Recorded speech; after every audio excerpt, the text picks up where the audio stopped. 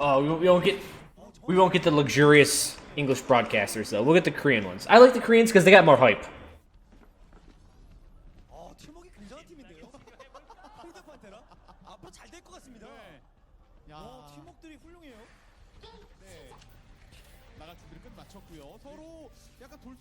So, alright, this is better quality, and it's not freezing every 5 seconds, so fuck. Alright, after much awaited, Jesus Christ, we're getting this on. Alright, dive comp. We can already see KongDoo, they're holding up. I think they felt like a dive comp was coming, but as soon as they saw the Winston, D.Va, Tracer, they're like, alright, they're gonna dive on us. And so they do it, and normally this results in a lot of damage, but both Winstons throw down the bubble. This isolates the diving Winston. You can hear one hook land there that demechs this D.Va. And as they skirmish, the extra healing, there's the second hook. Also note that this is on the older patch. So the Apex Season 2 is still using patch pre-Bastion, whatever the Bastion fix is, so hook is still on a 6-second cooldown. Roadhog does not have the decreased bloom or the decreased accuracy. So this is really important because Roadhog's really good against the dive comp. He hooked the D.Va initially, and then he hooks the Genji to get killed there. This allows them to survive through the dive comp, along with the Winston getting the other... We'll go back. We'll go through this slowly. So what happens is Winston comes in, he drops a bubble. The other Winston immediately drops another bubble. Now, at first you're like, well, why would you do this? Right, Winston, his attack goes through all bubbles no matter what. The reason is now this Winston is in here, and he cannot get healed by anyone on his team. At the same time, the D.Va's going to get hooked, so the Winston has to back off. D.Va gets hooked. Now the Winston re-engages. And right here, you're going to hear a second hook. Right there. Lucio grabs the kill on the Genji. But what this does is Roadhog's really good against dive comp if he can not get his hook blocked. If he can land some hooks, the dive... the weakness to the dive comp is that if it gets broken up, which this just has, it kind of falls apart.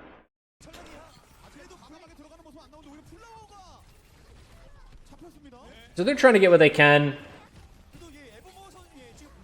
The splash damage does allow Winston to get his ult incredibly quick, but it's already a bit too late. They lose too many. KongDoo takes the point, and now they just got the easy capture, and they got to back off.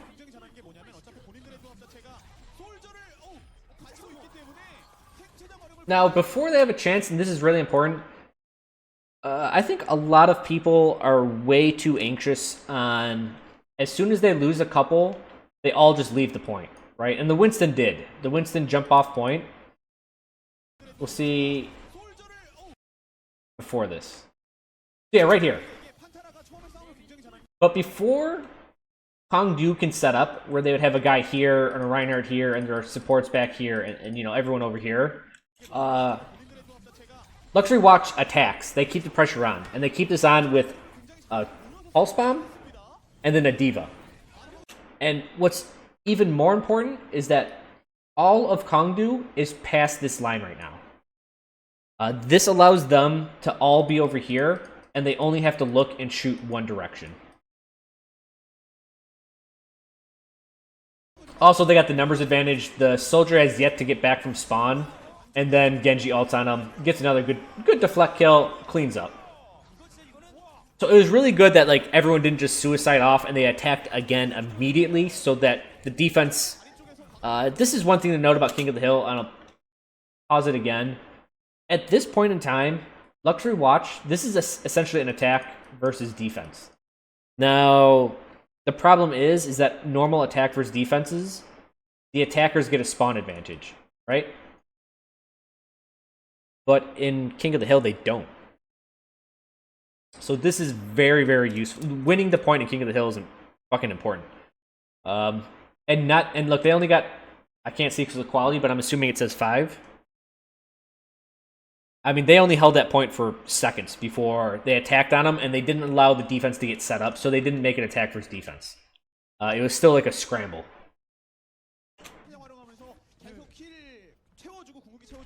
And now, at this point, now the defense is set up. Now it's a lot harder. The dive comes in. Again, so remember, they are running slight dive. So that option is available to them. The Winston jumps in, and Soldier flanks, and this is... First of all, it gets nullified by the Lucio ult, but also remember, flanking takes time.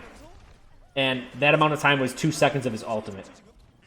Now, the diving Winston does get punished, right? Because dive comp, why the dive comp separates, or why the dive comp dies when it's separated, is that you just have one guy out in the middle of nowhere. Like, he dove alone, and then the other team will just attack him, right? And that's what happened. The Winston dove, which is good. I mean, he occupied their attention, but he's easy to die. And now they're crashing on the point. And all of these even trades, even though it's not an even trade yet, is favoring the team that owns the point. So this hog is doing so much fun. Evermore, I know he's known as one of the best hogs in the world, and the guy's doing so much goddamn work.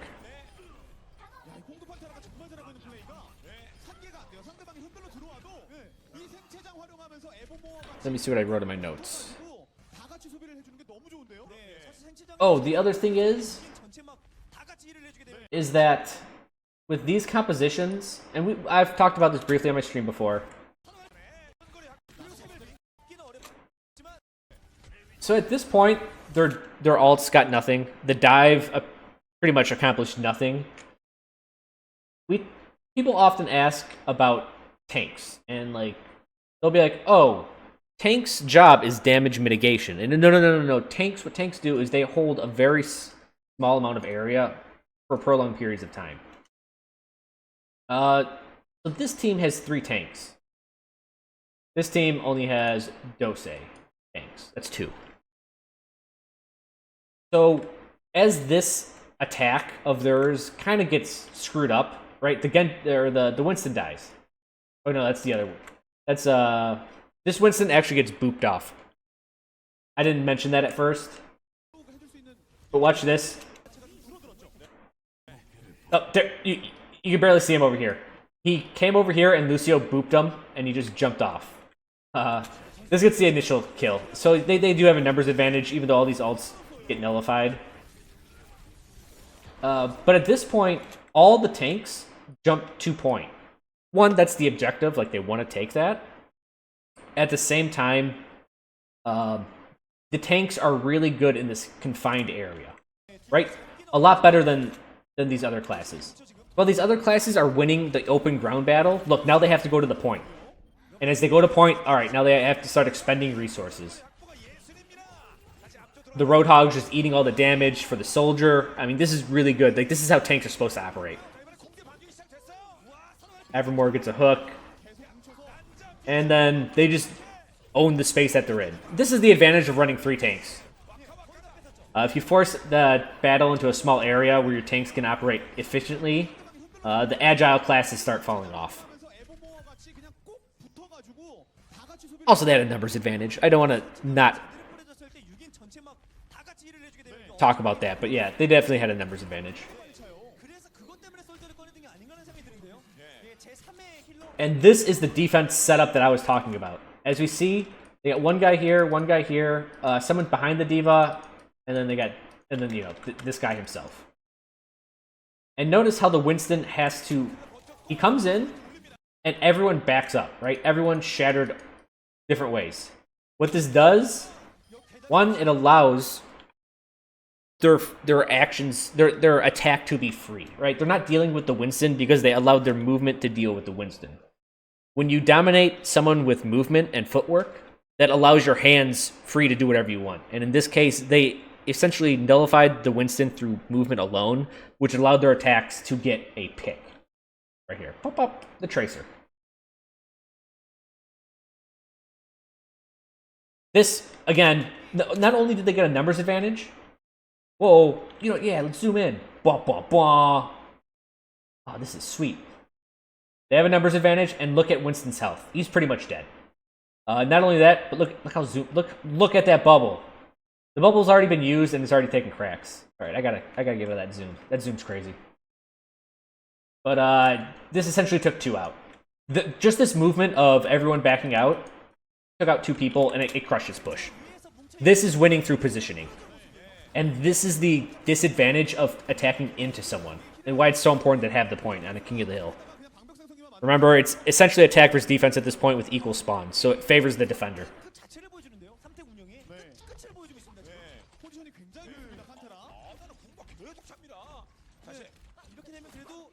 And now they re-engage again. 1 ult's used. Oh, we're looking at the wrong one. So Tracer's ult was used. Winston's ult was used. We're going to be looking at these 2. Watch this. All these ults have been used. Anna's ult is going down. D.Va used her ult. And look at this. No one's been hurt yet. Again, this is winning by positioning. Look at this point. They've expended 4 ults. Or no, 3 ults. Sorry, Anna didn't get hers yet. They expended 3 ults and got nothing purely. All they did was like, what, 100 damage on Winston? Purely from positioning. Now the other ults come out. They nano boost the Genji. The Genji kind of gets... What's funny, this is becoming a very, very common... I think this is just common all the time, but even more now. Whenever a Genji or someone gets nano boosted, everyone just fucks off. Look, the D.Va, she has 10 health, but she is evading the Genji by diving in. And remember, it's a dive comp, so as everyone dives in this way, that means their backlines are vulnerable. So this is really smart on D.Va. Not is she only evading the Genji, she's also going to put pressure on the backlines. And yeah, the soldier went here. So now we're going to see, as everyone runs away and Genji can't get any kills to dash reset, he has nothing. Here's the D.Va. Even though she had no health, she kept the backlines busy. She ults, pushes everyone away. Bam, like perfect defense. In the background, we see Winston just whooping ass.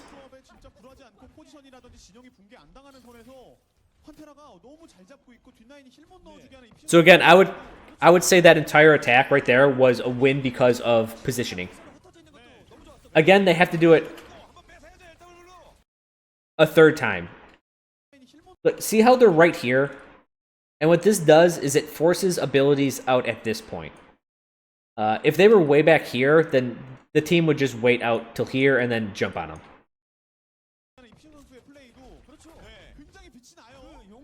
So not only do they have to... Also, the overtime. We didn't talk about that. Overtime, so they were already forced on point.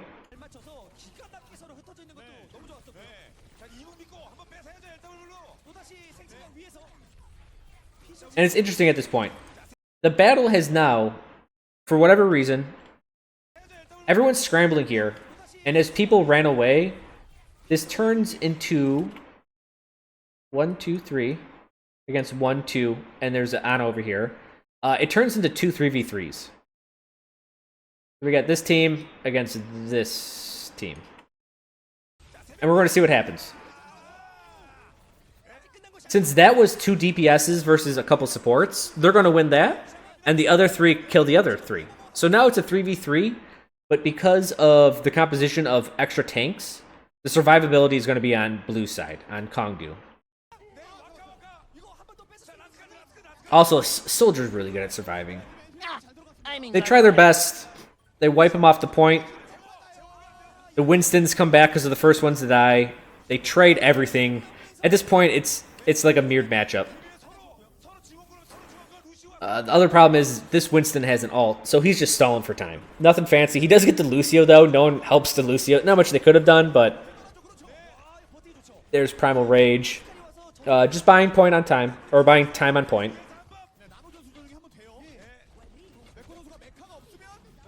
D.Va ults, but immediately gets bubbled, and that allows them to stay on point. He immediately bubbled. Now they can stay on point and contest. And they get some of the point. So I thought that was really well played by KongDoo. Purely from positioning standpoint.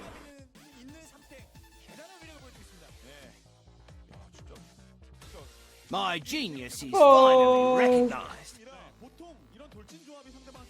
Who was that? Carbonite95, thank you so much for your 2-month resub. Thanks for your continued support. Oh. So second one. Round 2. Again, we'll briefly look at the teams. 3 tanks, 3-2-1, pretty standard. This is your standard 3-2-1 against a 3-2-1. Are these mirrored comps? No. Instead of they got a soldier and they got a Genji. So KongDoo immediately has like a small edge, medium range or longer, but Genji's not to be fucked with. Get to the point at the same time, and I like. Here's one thing that soldier can't do that Genji can. All right, so Genji gets a pick, and if we go back even farther, what we don't see. First of all, Genji gets a good headshot because Genji can shoot above. Like he can get this type of angle above the Reinhardt shield, something that soldier can't do. So he takes a little bit more damage, and then Genji's gonna get there. It is, and then dash. He dashes in. Very important.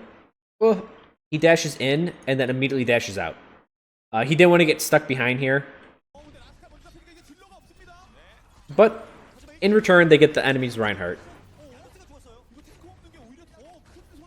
And that's a hard choice. What's better, having your Reinhardt dead or your DPS are dead?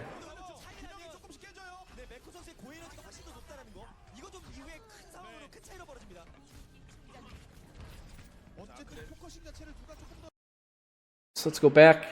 So both people are lacking something. But when you don't have a Reinhardt, a lot of teams would back off, but KongDoo or no, LuxuryWatch does not do that. They're forced to engage because, well, frankly, the Reinhardt dove in on them. But this is great. They'll take advantage of that. So they eat it up in the background. Zarya gets slept and anti-healed. So she's an easy target. And from there, it's just clean up. It was a really, really good pick. I believe it was a combination of Genji's headshots with Shuriken, and then he got hit with a fire blast. And before he could even get healed, he got hit a couple more times with headshots, and then a dash to finish it. And it was good on the Genji's part to get back out.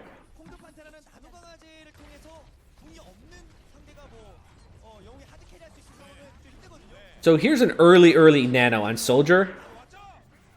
And the Genji ults, but I've been noticing more and more of this. We'll just go back a little bit. So they're doing a 5-1 flank. Here's the 5, here's the 1. The Soldier. When a 5-1 flank usually happens, this target is getting nano boosted. So as the 1 comes in and flanks, what we're going to see is they're just going to take their 6 and crush the 5. And what makes this even more important is that Zarya has her ult, or is going to. This applies a lot of the time, and we'll see it a lot tonight, that say this was a Genji and he ults, and it's essentially it's a nano blade, right? Nano boost with Genji ultimate.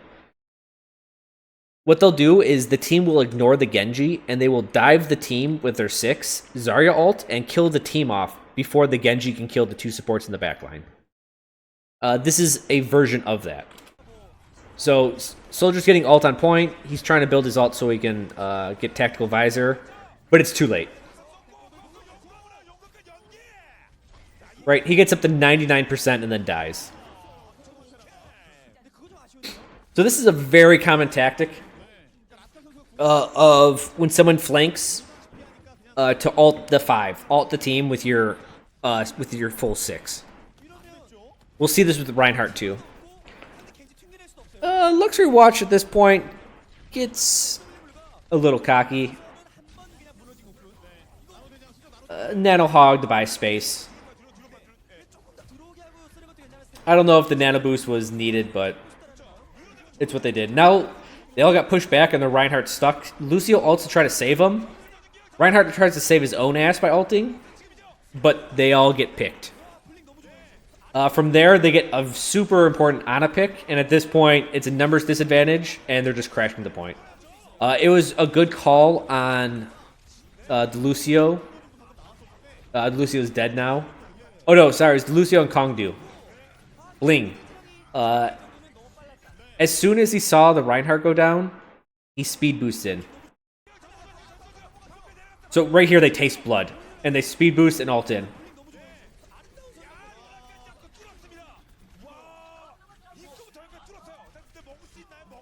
It's really important when you smell blood like that. That's what allowed him to get to that second Ana kill and kind of what gets him the point.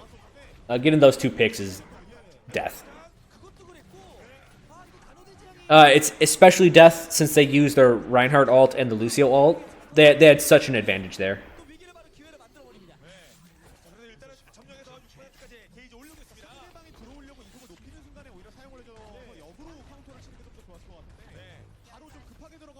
And so now we're going to see some pretty cool shit. Well, I mean, it's kind of cool shit.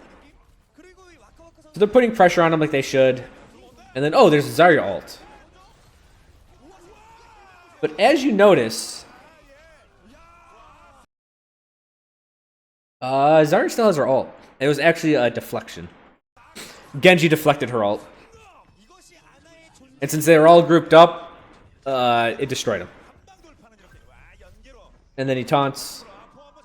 Because he's like, yeah, I deflected that ult, no biggie. And this gives you, I think, I haven't really like categorized it, but I'm thinking of like the worst situations to be in Overwatch. And getting your Zarya ult deflected into a second Zarya ult, like that's up there as some of the shittier things that can happen. There's not much tactical analysis at this point. Like 2 Zarya ults is so powerful. Like that easily, just easily secures him the point. Like I was just trying to be like, oh man, there's this awesome tactical play. No, this is what happens. You guys that know my triangle, let me bust out the triangle.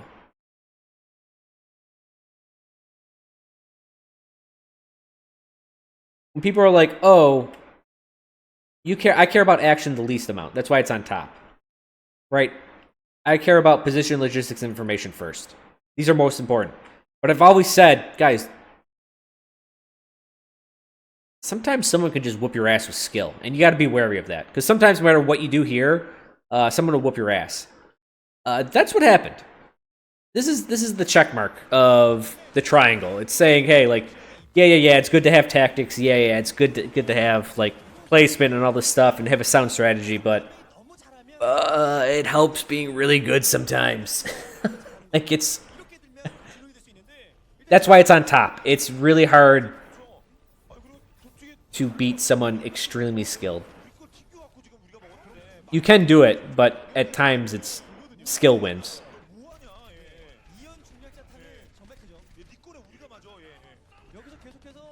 So LuxuryWatch here's the more, if you want to say the aggressive team, that is a good block right there. They immediately, and I like this maneuver. Let me get my yellow. Let's do blue on this point. They immediately take the point, so you have to go through 2 choke points. I like this. I like getting in here first. In fact, I would rather them go to the side. I prefer that. But pokes take place. Reinhardt gets hooked, and then this Reinhardt gets a shield break, so they trade Reinhardts. And then Roadhog gets a hook, the other Roadhog gets a hook. Also, this hook was kind of bullshit. I mean, it's not bullshit. Watch this, he almost gets the hog. It goes past him and hits the Ana. That sucks. Soldier gets his ult, but he gets his ass whooped. Why does he get his ass whooped? People complain about Junkrat giving Zarya 100 charge, and here's a Zarya with 100 charge. Without a Junkrat in the game, guys. Amazing. More importantly, let's keep track of how 24-48.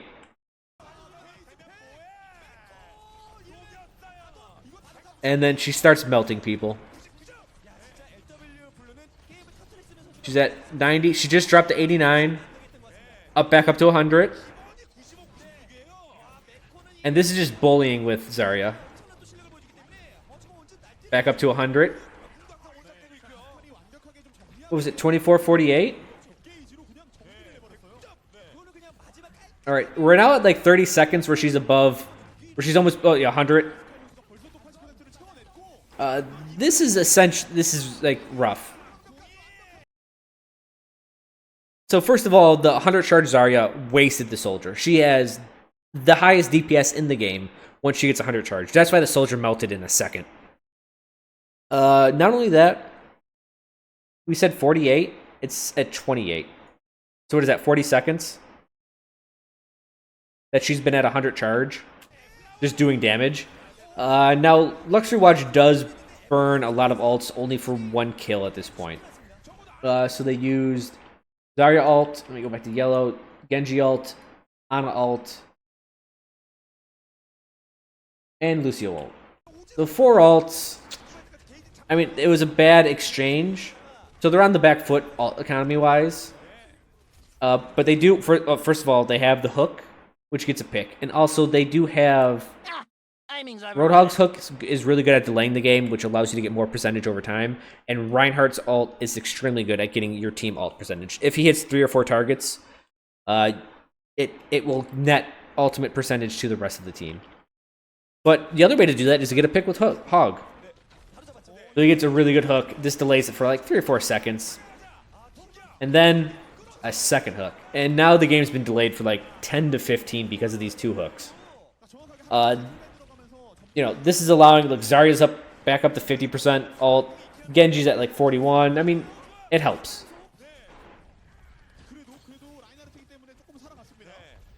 So it was rough that that LuxuryWatch used so many ults, but at the same time, the hooks really helped them. I just want to notice at this point, because so people want to talk about positioning and distance. Let me just go back. Because they're right back here, and the Lucio is on the ball, as this team engages with ults, look how far back they are. If they were like farther back here, KongDoo would just walk up to point and attack from there. Like, no big deal. But because these guys are positioned like right in the middle of being greedy and not greedy, there's one ult, there's a Hog ult. Also, Tactical Visor was used, and nanoboost. So yeah, well, thanks for the zoom. 1, 2, 3, 4 ults have been used. And now at this point, they only get 1 kill. And, oh, there's the second one. Okay, now they get it. But as the ults were being used, we can just see what good positioning almost accomplished, right? They almost nullified 3 to 4 ults with good positioning. They die in the end, but like the concept was there, right? Not only that, but it was kind of fine since they saw 4 ults get burned. Yeah, let's look at these zoomed in faces. Thank you. Zarya got her ult up.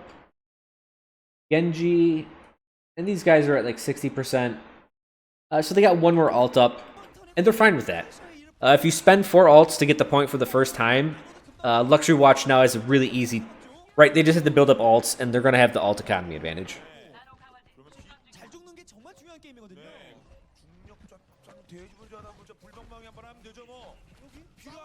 So here's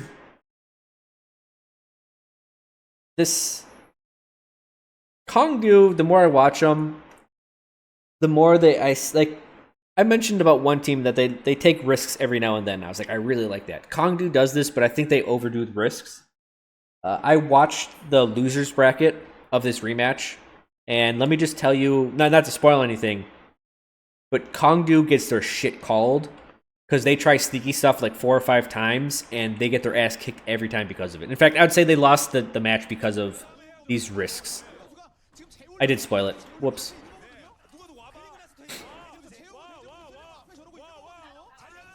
So, while the Korean guys are just going wah wah wah wah wah, Zarya with a very, I wouldn't even, like, it's barely called a flank. She uses an ult. This is great. Now, as the Reinhardt loses his shield, I would call it a panic ult. Because there's a Roadhog. Why he's flying backwards is because of a Roadhog ult. So he panic ults and gets nothing. What happens? He gets counter ulted himself by a Reinhardt. And they just kind of use all their ults on him. And this kind of brings up another point. Like, they're going to win right here. I've been noticing this more and more as I watch more in pro games. But Reinhardt, I think his ultimate is better used as a counter initiation rather than initiation. And specifically, it's used on nano-boosted targets. One, this takes out the nano-boosted target, and since it's usually like a Genji or a soldier ulting, sometimes a McCree on, rare occasion, this beats 2 ults with 1 ult. Also, it's the only way to definitively shut down a nano-boosted target. Zarya ult, they can still shoot. If it's a Genji, they can still dash out. Things can happen. So, I like how Reinhardt here uses his ult as a countermeasure.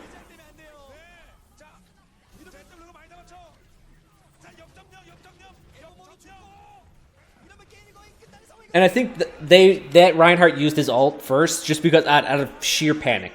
Like, alright, there's a Roadhog. They're all ulting. They're coming in. The fuck do we do, guys?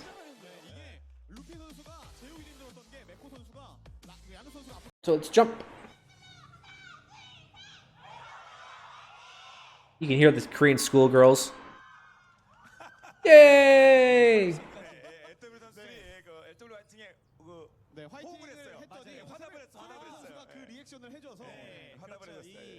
그렇죠. 이 세벨비 선수는 제가 예전에 처음 노홍철 씨 TV 나왔을 때 저에게는 그런 느낌이에요. 정말 뭔가 I'm actually excited to see. Oh, I don't know why we're watching this, but I'll just say, like, I'll just talk over it. It's nice to take your time, guys. I know everyone wants answers right away, but sometimes we just gotta sit back and breathe and enjoy like this minute between rounds. And I forgot what I was going to say.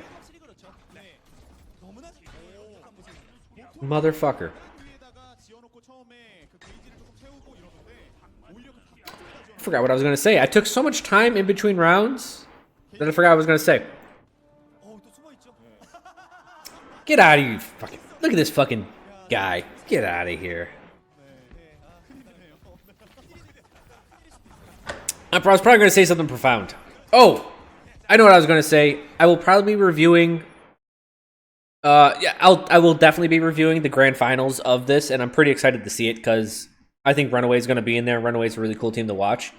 The problem is it's the best of 7, and if it goes all 7 games, fuck, we're going to be here for like 4 hours.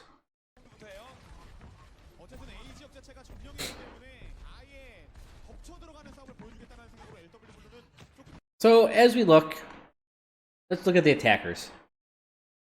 Divey, not so divey, and then a Pharah.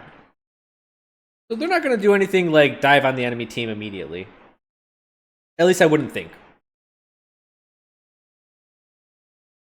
Usually, oh, that's why it's not playing. Usually you want one more dive comp, and maybe not, maybe not a Pharah. Pharah's good at opening the damage. Dive comp can go on it, but usually you want a Genji and a Tracer. Pharah getting in poke damage.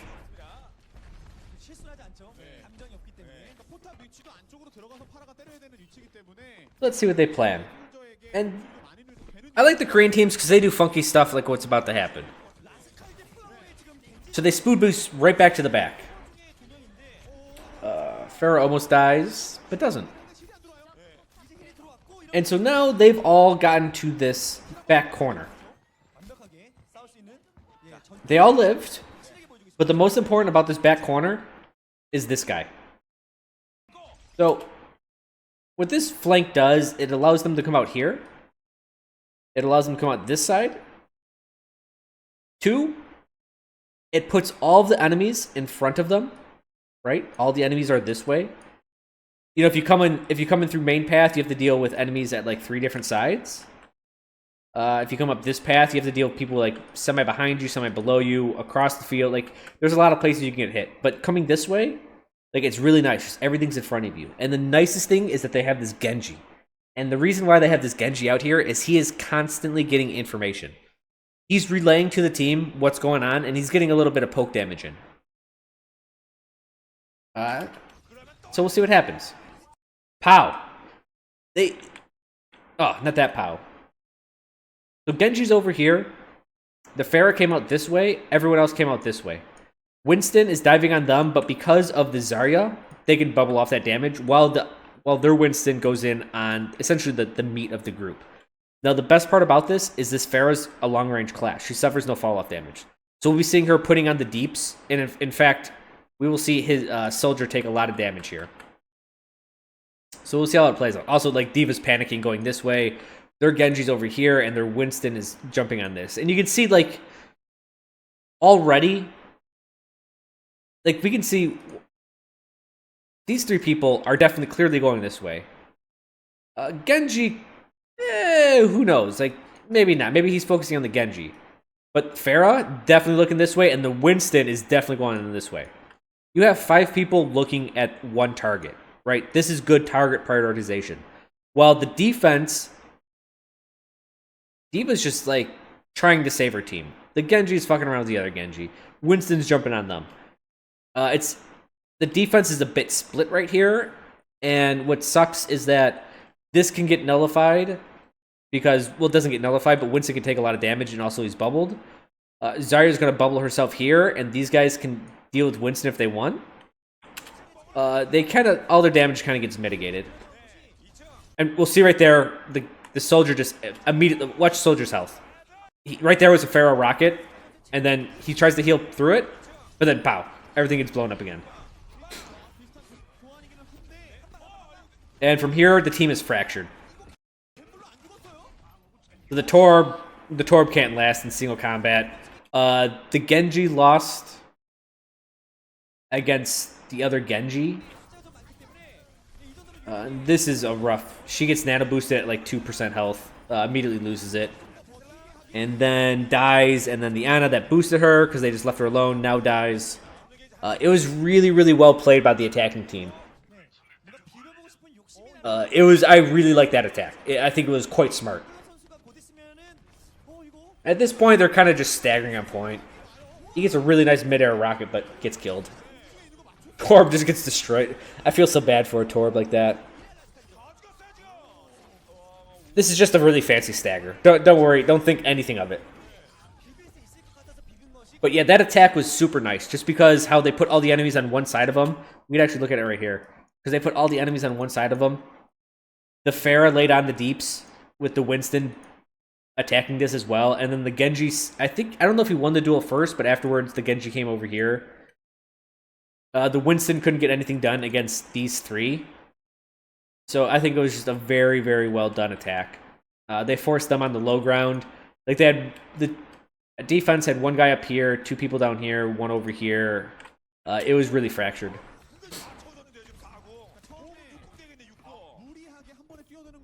몇 명의 선수는 뒤로 돌고 두 명의 딜러는 앞에서 각을 보고 있다가 탱커들이 들어가는 걸 확인하고 확실하게 좀 포커싱하면서 들어가고 포탑을 무력화시켰던 게 굉장히 판테라가 진입각을 잘 본 것으로 생각이 됩니다. I didn't know this, but Zarya, she lights up the wall next to herself. Oh, and they hurt her. If you're being sneaky, I'm just gonna say this: stop moving.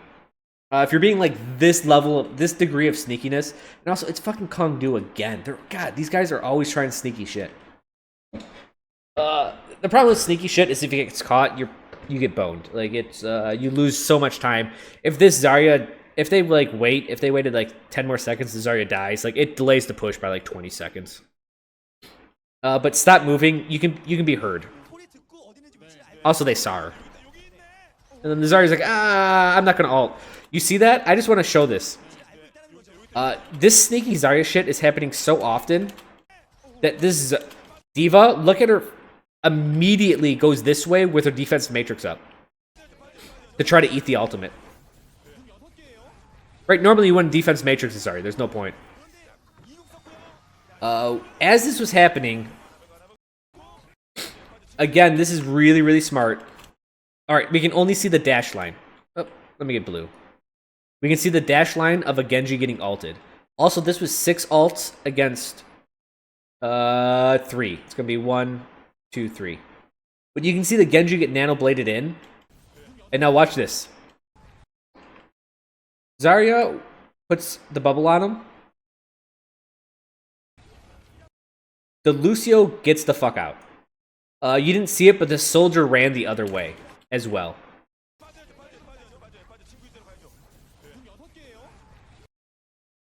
So as the Genji dives in, the Lucio speed boosts out. The soldier speed boosts out, or he gets speed boosted and he sprints out this way. I believe someone dove back farther, and now they kind of leave the Ana to deal with it. Which may seem mean, but by limiting the kills Genji gets, he can't keep dashing. As all this is happening, all those people, first of all, Reinhardt started over here, and he dove in towards the rest of the team, right? The 5 players here. The Lucio died, but he was on his way in. The D.Va came this way. The soldier flanked up and around and came this way. As the Genji dove in, like, this is really nice. So the Genji came in, and they're just like, all right, fuck it. Anyone in front of the Genji, so anyone on this side of the Genji, just dive. Anyone on the side, flank. The Ana, she bit the bullet, but the entire team gets killed because of this.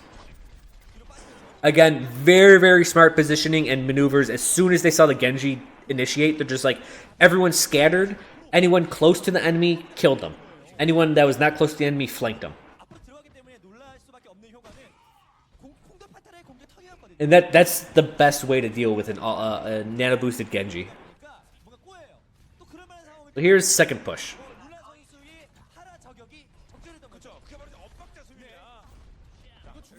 So here's that. This is what's gonna bite KongDoo in the ass, and I think it does. This Zarya speed boost shit to try to get a Graviton in the middle of the team.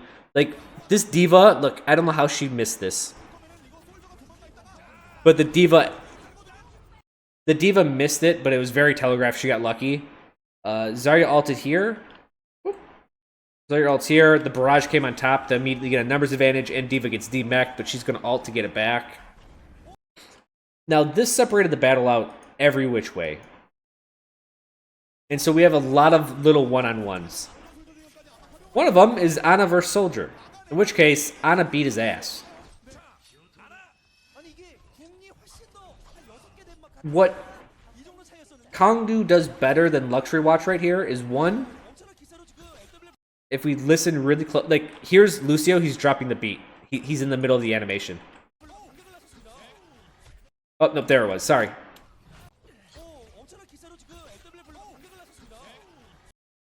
Right here, and he gets killed right before the beat drops.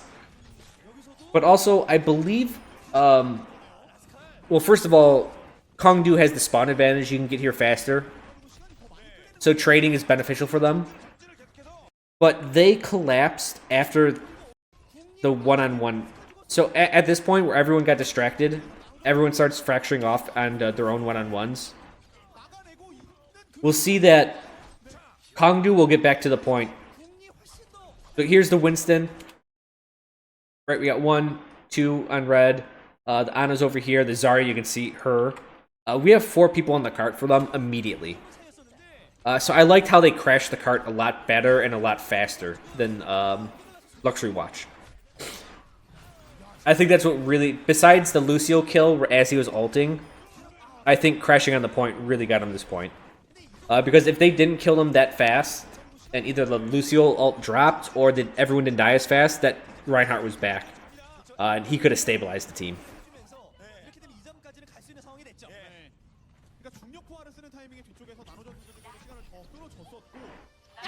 Timing's overrated. 조금 더 많이 소모가 됐던 LW블루가 이번 거점에서 밀린 거예요. 바꾸죠? 네, 여기서 로드호그도 좋고. 네, 로드호그. 예, 원래 와카와카 선수가 많이 하진 않는데 지금 상황에서는 상대 조합 볼때 로드호그가 굉장히 좋은 상황이어서 그냥 일반적으로 선택을 들고 나오는 것이 좋죠. 물론 에버머 선수와 아카와카 선수의 포지션이 지금 약간 바뀌어 있기는 한데 근데 이거는 이제 이미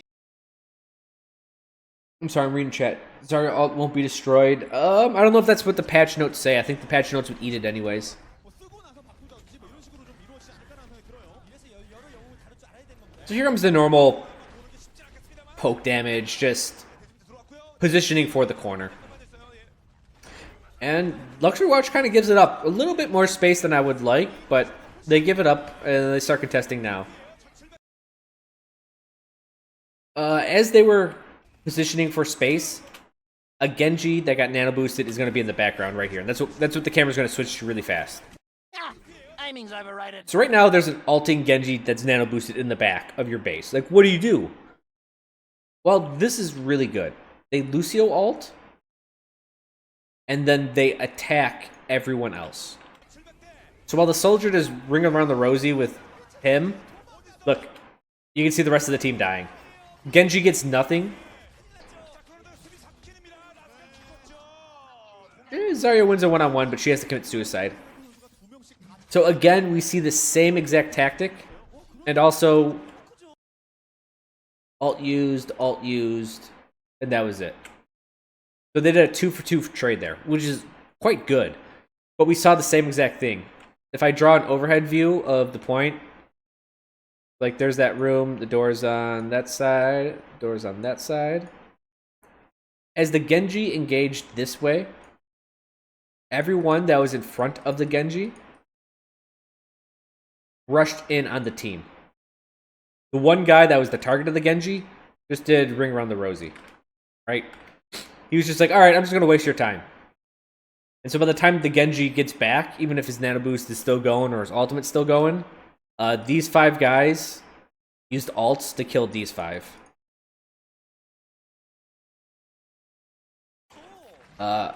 Again, it's just good movement. What's impressive is that this call happened on the drop of a dime. Like, it was immediate. It's that type of reaction speed that makes... I mean, the Koreans are really good at that. I haven't watched many of the North American or European teams. But for what it sounds like, they're not as good, but I would have to check them out first.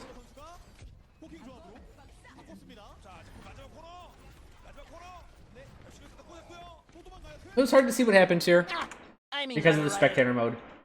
But what we can gather by how much hit points the Reinhardt's losing, he gets hit with the hammer twice. There's one hammer swing. There's some more damage, and then he gets hooked and then killed. With 1 kill on the board, I hate that zoom. What they immediately do is they Zarya ult. The Zarya ult gets another kill. And that was the enemy Zarya. The soldier gets away, but because of the bubble and because of Lucio ult and also just good positioning with Reinhardt, this gets nothing. And it's really important to notice what 2 heroes were lost.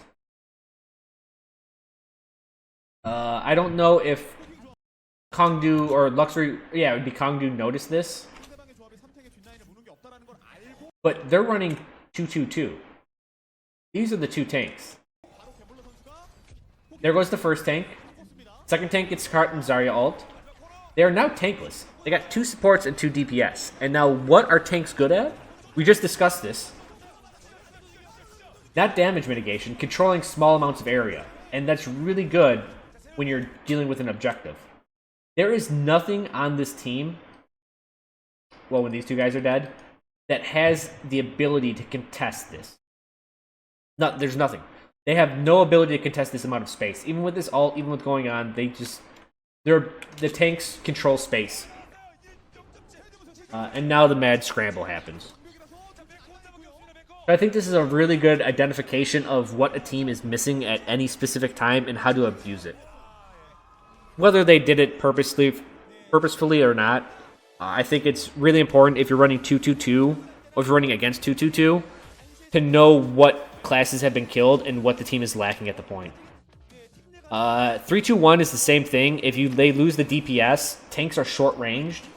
So with the DPS loss, you want to kind of pick at them from range because they're going to have the advantage with 3 tanks in a small enclosed area. But if you have a soldier or something, or if you have superior distance, kind of pick at them. A 지역에서 한 번만 더 막혔으면 용광로 나오면서 굉장히 골치 아파질 수 있었는데 A 지역을 그래도 한 2번 만에 뚫어냈던 게 역시 정상을 노리는 팀들은요. 안 되거든요. 콩두 판테라는 지난 저희가 에이펙스 시즌 1 So we see KongDoo running Mei. 봤어요. 뭔가 능동적인 선수가 에버모 라스칼 I think Mei is trash on this point. 시즌을 굉장히 성공 That's my personal opinion. 보여주고 있습니다. 네. I think actually Mei is trash on this map. Like, you can play her in competitive mode. Competitive mode's kind of a joke. Timing's overrated. But against a skilled team, the problem is Mei can, yes, she can block these top two paths, right? You can block this path and this path for a little bit. But in Nabani, the main path is way too wide for her ice wall. Like, ice wall will probably take up like this much space. Also, this map is notorious for the amount of airspace. Just, there's so much shit to do up here. It's weak against Pharah, which Pharahs are run commonly on this map. There's a Pharah, for instance. Dive comp, because height is really important in Nabani, especially this first one. Right, you need to contest these two high grounds.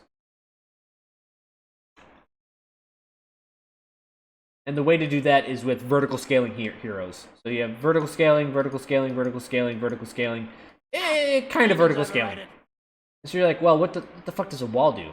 Now, in a corridor, it does a lot, but on the open ground, it does nothing. So I think Mei's just... I think she's a weak peak on Nambani. Now, this is funny. Eat headshot. Don't fuck with Torb. He still does damage. He still does damage. 아니 이게 또 하나 하다가 솔저 꺼내 들었기 때문에 이게 또 긴장이 될 수가 있어요 지금. 그렇죠. 자 이러면 약간 시간이 늦어질 수밖에 없습니다. 전혀 가다듬는 시간이 걸리죠. 루시우의 원일이기 때문에 조금 과감하게 힘으로 찍어누르기. Oh, you bitch. The Torb falls. And the turret's dead. Genji. This is really good Genji play. People that say Genji can't do deeps. Holy shit. Ah, timing's overrated. He hits all his shots. From there, this sad Mei. They get trapped by their own wall. This was just a dissection. They get the Torb. This team has less dive. Right? They only have 2 people that can dive. So the Winston dove. He gets called though. He gets killed. And now they got 2 people. And it's not within Mei's strong suit. Hold on. Who died there? The Torb's dead. Oh, they get the Ana.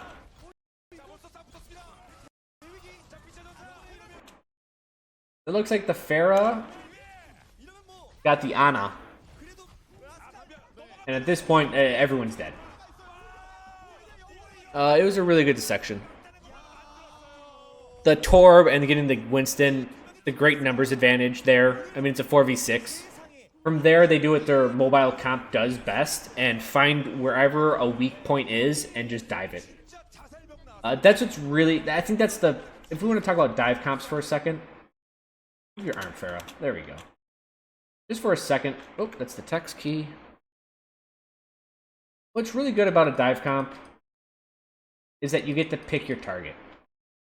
So if you got your team and you got 3 guys that can dive, you take these 3 people... and you dive a very specific person and you kill him.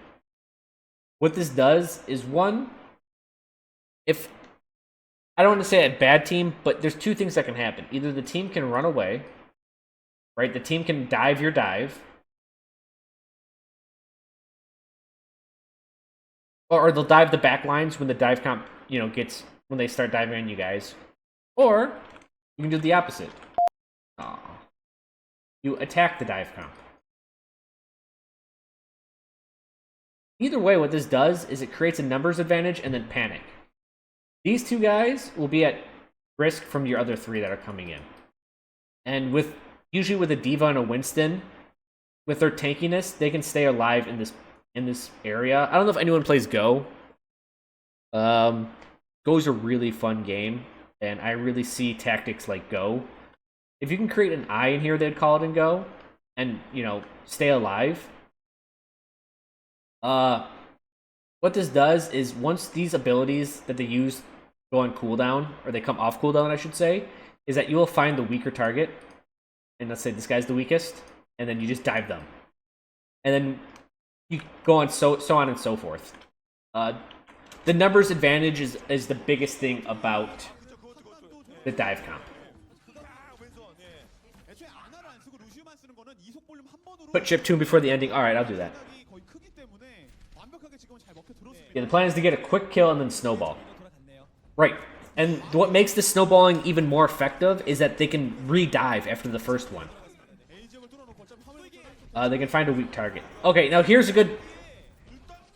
Also, has the quality gotten just a lot worse in the last second?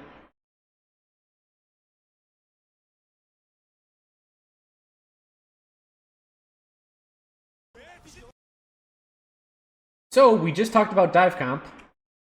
자리로 돌아갔네요. 마음이 놓일 거예요. 오늘. 오랜만에 솔드에서 굉장히 뒤졌을 텐데 The Winston dives on them. Now, what I say the two things you could do are either run away or kill it. Guess what happens? Pharah ult. It gets killed. From there, Genji dove. So they kind of did both. As the team was over here, the Winston dove in, and they killed them. And they hedged their bets. They kind of did two things. And they're like, listen, we're going to use an ultimate, so we're going to take a less numbers advantage. In fact, we're only going to put 4 people here to kill the Winston. And then we're going to send the other Genji with his ultimate to attack your back lines, because we know that you're a little bit weaker. In fact, you sent the Winston, which is one of the Genji's best counters. I don't want to say counter. Counter's a shit word.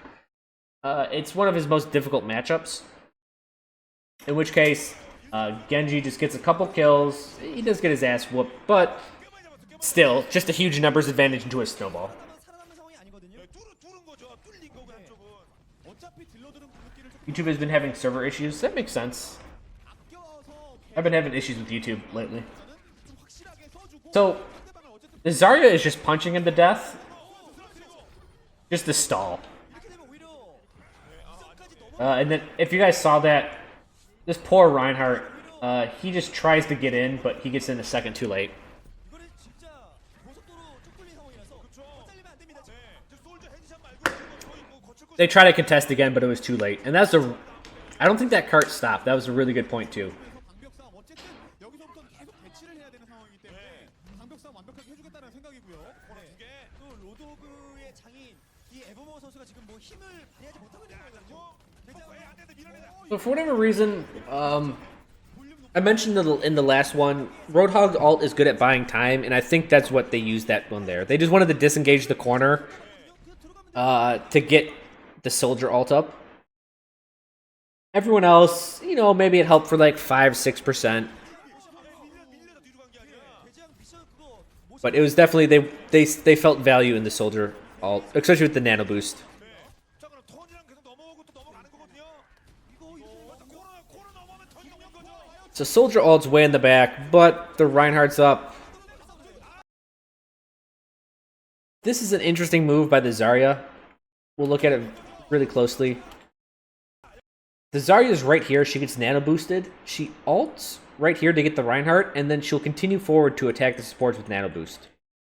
She leaves the ulting, like anyone caught in the ultimate, to her team to die. The bad news for KongDoo is that this gets nothing. They lose the Reinhardt. Defense gets the Pharah. And then, with 2 down, the attackers kind of got to back up. And this is kind of cool. So, they only lost 1 because of the Zarya ult, which is really bad. Now, they're going to collapse, right? This is what everyone does. They speed boost and they collapse on whoever's left. Well, Reinhardt just turns around and ults him. It looks a little bad, but he gets 2 kills.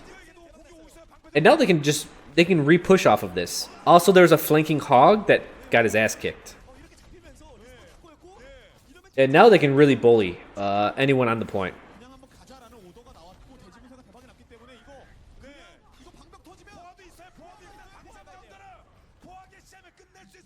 The Koreans are going nuts, but nothing's really happening.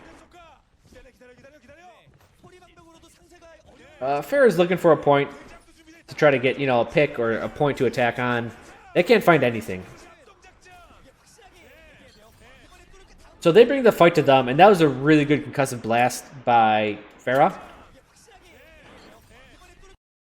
The concussive blast hits, but no one can follow up on it, but Zarya ults to cover it. In which case, they can follow up on that. There's nothing much they can do about that at that point. 루나 선수가 나노 강화제를 사용을 하니까 바로 거기에 맞춰서 판테라가 튀어나오면서 공격. I kind of like that because 어쨌든 나노 지분세는 빠졌어요.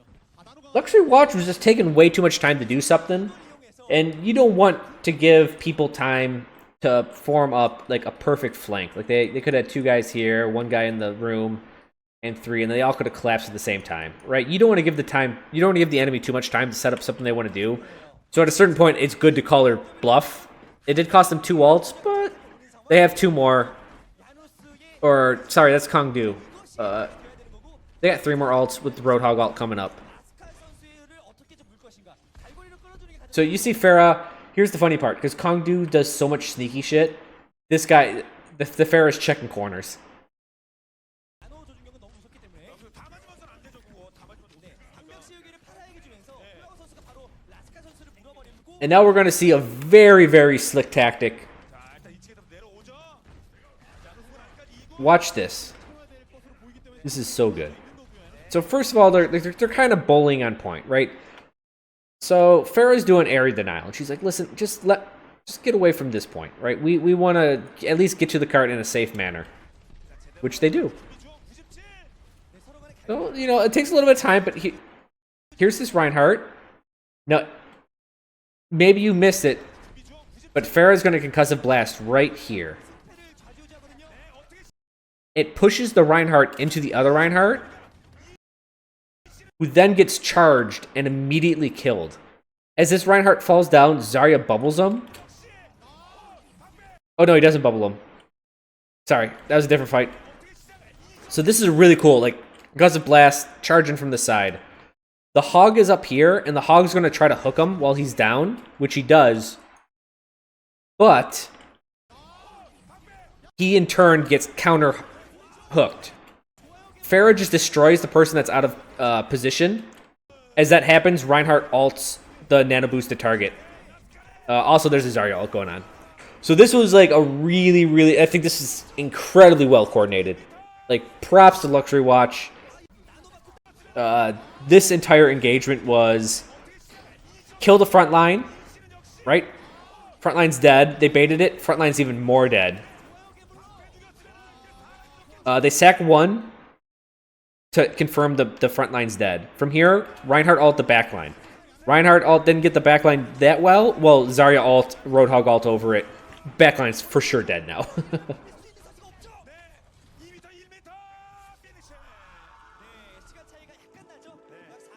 Am I going to play again tonight? No. After this, I'll be done. I apologize. I'll be playing tomorrow, though. 아 이게 막기 어렵구나 해서 밀리는 그런 이유가 있는 상황이라서 아 엄청나네요 정말. 그쵸 어영부영 밀리는 것도 없고 어영부영 뚫려 So that was another case, and it was a bit not extreme, of Reinhardt being used to counter nano ult. Right? There's a nano boost to target, just Reinhardt ult it.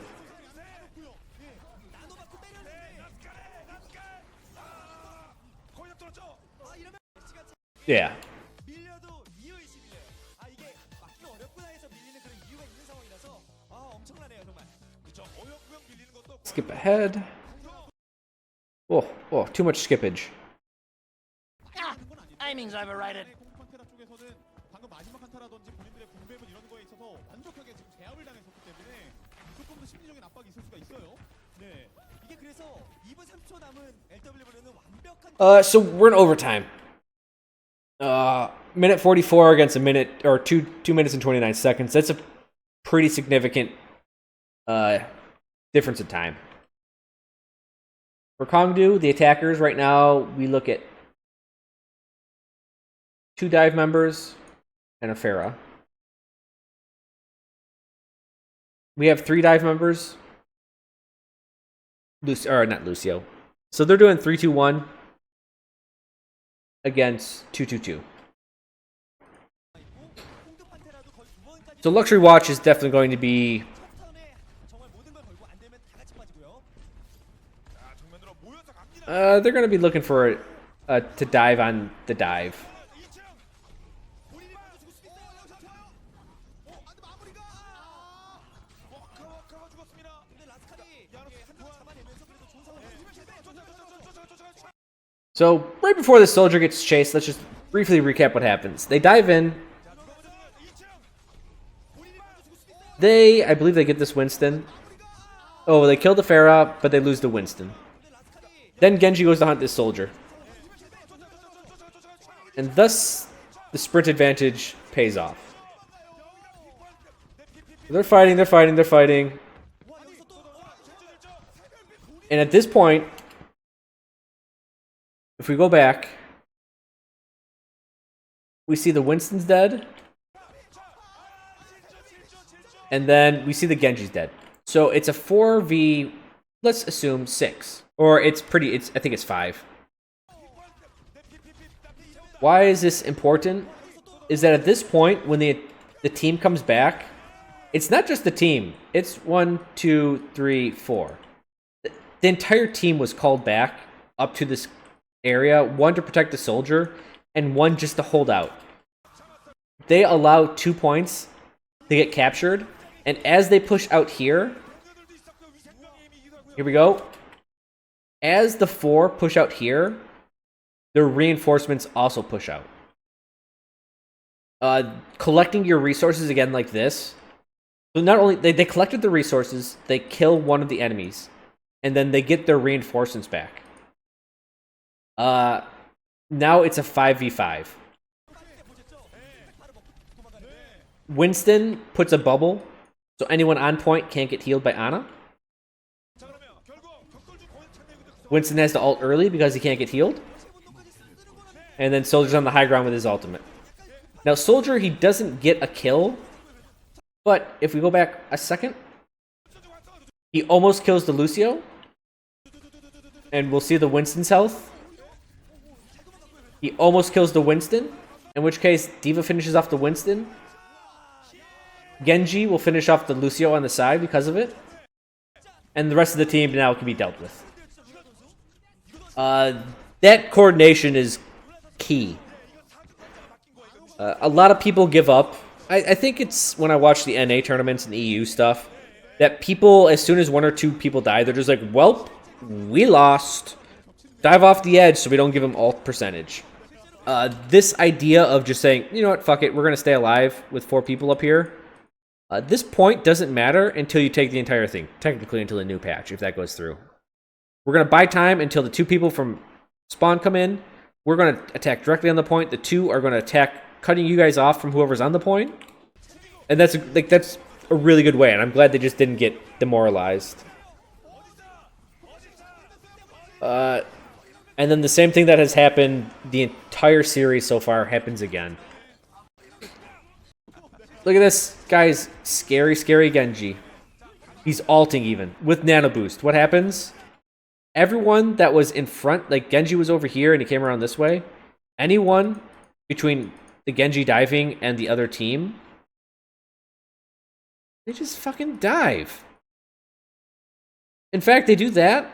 Everyone dives, and then the Lucio ults, so even if you do get caught, you're not going to die. So their only ult advantage was nullified, while the Winston that dove them is getting dealt with by 3 players over here. See, look. 1, 2. Ana's shadows over there. The Winston put on the pressure here, and then no one gave 2 shits about the Genji until the end.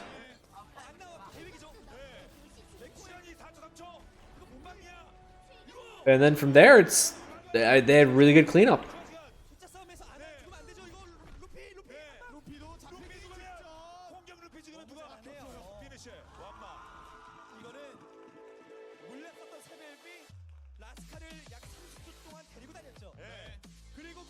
So that was good. I think, man, ulting Genjis have it rough. 것도 오버워치 난점을 썼었는데 꽤 많은 시간 동안에 결국 1점 And so now on the defense, we do not see a Mei. Because Mei is bad on this map. But at the same time, sure, that works.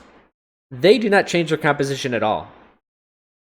윈스턴도 있거든요. 솔저와 아나가 Right? I think that was the same composition as before. No, 파라가 물 수 있는데 it's different. 파라가 비키가 되고 다른 선수들을 오히려 LW 블루가 물어버리면 되는 거예요. 그렇죠. But it's not too much different. 주거원이 바꿔자는 겁니다. 낙사 조심. 자또 에버모 좋죠. So, Evermore, one of the best Roadhogs in the world, does this shit where he just headshots two people. I think one was the hook and then one was just the headshot. 말씀하신 좌클릭 그리고 우클릭 한 번 함께. And that's what happens with narrow corridors, right? So Pharah exchanges for a soldier and they get out a second support. They also get a hog. 윈스턴이 막다 뛰어드는데. So now they're doing 3-2-1, and let's see their tactics. They go low ground because they didn't see a Mei. Roadhog gets hooked, and I think that was because of his own greed. The Roadhog tried to kill the Roadhog here. Like, you just saw the hook miss, and then he gets caught. 나스칼의 막타치기 좋았고. So the Diva gets desuited, and the Hog dies. 오 이거 에보모의 갈고리가 이제 살아났는데요, 갑자기. But, what does LuxuryWatch do, like they always do? They're just like, fuck it, guys. We got 4 people back here. Or 3. Let's just stay alive. And they do this. So they stay alive. They're just kind of chilling back here. And what's very worrying about this, what takes a lot of balls, is the fact that they're running out of time. It'd be one thing if this was the first push when you have 4 minutes. But when you're in overtime, you only got like a minute 30, 2 minutes left. That's rough to do. So they kind of do exactly what their defense did. They come out here with 3, while the other 3 come back in, or they have 4 up here, my bad. What do they got? They got Reinhardt, Soldier, Ana, Lucio. Yeah, the Diva and Hog were picked. So, this is kind of funny. This is a really skinny hallway, and that's a Reinhardt. And that gets a really big pick. You can see, like, I mean, look how... You're going to get Reinhardt charged. Diva kind of has to play back. They're holding this. They're holding the top area until exactly what happens happens. While everyone's distracted by the 3 on point, the 3 that came from spawn get a kill.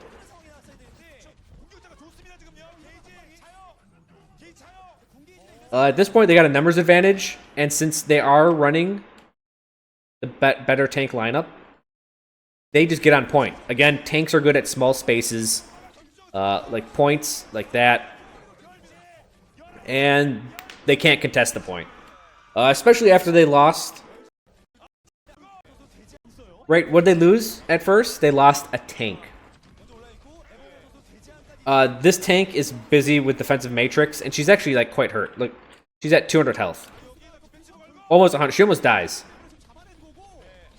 Their third tank gets picked off, and with no tanks left except for a weak Diva, just bully everyone on point.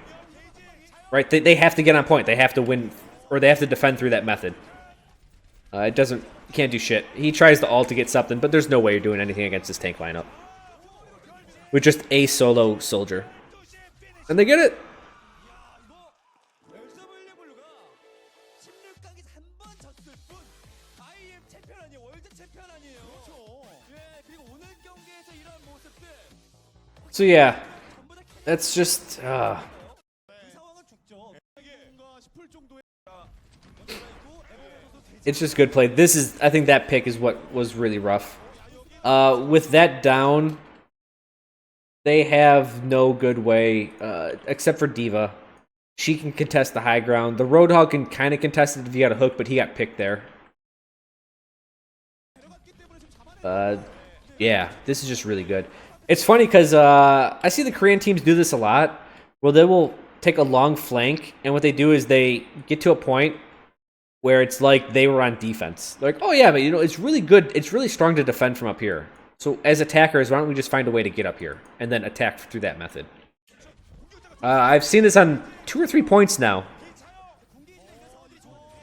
The disadvantage to this is that it takes so much time.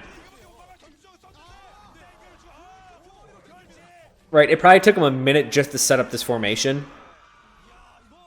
And if they die there, that would have been a waste of a minute. 16강에서 한 번 졌을 뿐. So, I mean, it's a good idea, but it comes at its risks. 예, 그리고 오늘 경기에서 이런 모습 Pow! Like nothing happened. 물 먹고 이렇게 잘하는 거야라는 생각이 들 정도의 상황일 텐데. 좀 네. 나왔었거든요. 그래서 이런 I'm just gonna pause it. I'm gonna take a very short break. Let me just run to the bathroom and get some more water.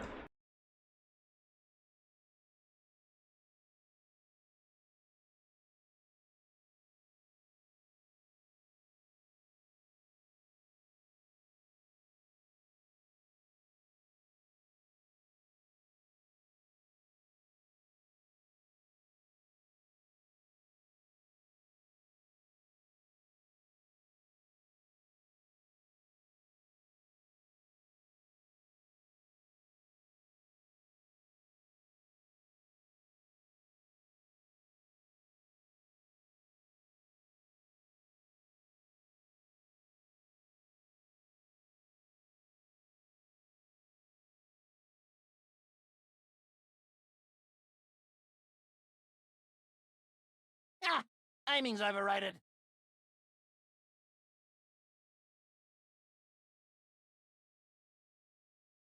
Okay, I'm back. Pickety back. 뭔가 좀 필살기를 준비 해야 이길 수 있을 것 같고요. 네. 식을 Yeah, stop showing off, guys. 안 되는 거예요, 이거. So let's see what the defense is. Torb. Big thing about a Torb is it signifies usually, I don't want to say all the time, but usually signifies single healer. So this is a point of weakness. And then just, yeah, normal stuff. This team, holy fuck dive. Dive, dive, dive. Long range pickoff. 이거 습관 될 수 있습니다. 그렇죠. 습관, 상성 얘기 나와, 진상성 얘기 나올 수 있습니다. 자, 공격, 공도 바꿔야죠. 아까 선수가 위도우 메이커 3딜이에요. So, 완벽하게 먹혀들려면 어쨌든 nothing too fancy. Right, Widow trying to get a pick. 지금 빠져 있고 포탑 잘 깨고. Now, 타이밍에 just as a rule of thumb, when it comes to 2CP stuff, the first rule, get through this choke point. It doesn't matter how, just get through the choke point. That's the first thing. 상대방 조합 보고 지금 빠져 So Genji does, and he takes, anyone that doesn't know, a turret here will hit, like, right about here. I just know this from being Junkrat and dealing, you know, screwing around with turrets up here. So, long-range class, Genji, I don't consider him too long of a range, but he doesn't suffer fall-off damage, so, you know, it's one way to take out the turret. Also, it breaks the choke. As they're running a Genji and a Widow, they're protecting this Widow. 결국 기다리는 것은 와카오카 선수 한명 킬. So they just kind of bum rush point, which is cool. This is great. Whatever you have to do to start chaos and trying to get a pick advantage. And which they do. The Genji gets picked by a Widow. As LuxuryWatch does what they usually do, they were backing themselves into a corner. We saw this 2 times in the previous map. Like, they're all just backing into a corner. But they're also flanking with pop-up a soldier. Right? Putting pressure on the Widow. I love the sound effects the Korean guys make. So they get rid of the threat from back here. Now all they have to deal with are the people on point while they wait for the Genji to get back. Also, it does the same thing again where I talk about where they put all their enemies on this way. Now, the Genji is an exception at this point in time, but at first, you know, he was over here. So, LuxuryWatch is doing what they normally do to get a point back. And that's what they do. Right before it's captured, Reinhardt gets on point. They bust out of the middle. And they use ultimates. 위험한 상황에서 안정적인 수비를 잘하네요. 여기서도 나노 하나만 줘서 우리 편들이 다 도착하는 And they get enough picks. The only thing they gotta worry about is the Genji and the Tracer. Tracer gets picked. Fucking Helix Rockets, they're so good. 오늘 새별비 완전히 지난번에도 So they successfully defended it. While they were a man down. I just want to say I appreciate this type of play. Too many people... on the ladder itself, like, people are idiots on the ladder, and I don't mean to dog everyone, but man, they're fucking idiots. as soon as that Genji died, I think people on the ladder would have given up. A lot of teams just give up as soon as they go down by 1. Especially on a 2-point where you lose someone on the first point because it's such a long respawn. But I'm really glad LuxuryWatch doesn't give any of this up. And now, just look at this. They're running a Widow. You can't see a goddamn person's face. Well, right there you can. So they're definitely playing against the Widow smartly. Genji, we're going to see Winston and Genji jump on point to try to cause some chaos. So what this does is that it kind of forces everyone out, and it forces them out into the Widow. So Genji gets 2 kills. He does get slept. But the Reinhardt falls instead, and you still got the Widow, the ever-pressure Widow. Widow gets another kill. And then you'll see the shots come in. Missed the shot. Or I think she hit that shot, but they kill the Torb. There's the shot again. Right, so you can counterplay against the Widow. If a Widow's here, you get all this space. Yeah, you can kind of hide from the Widow.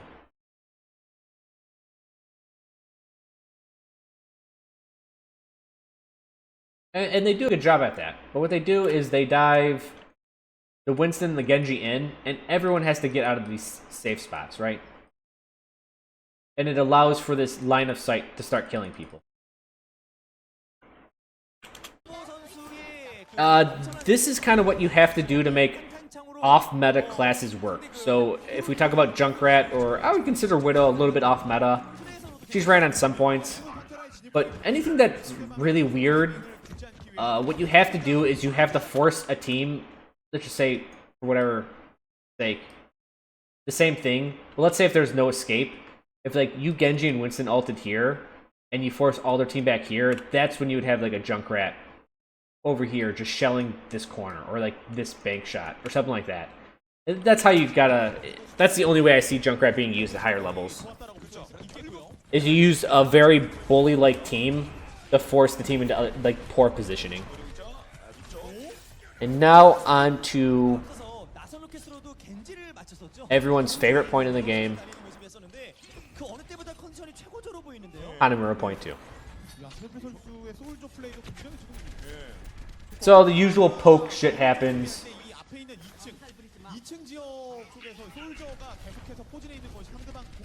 They pressure, they try to bully through.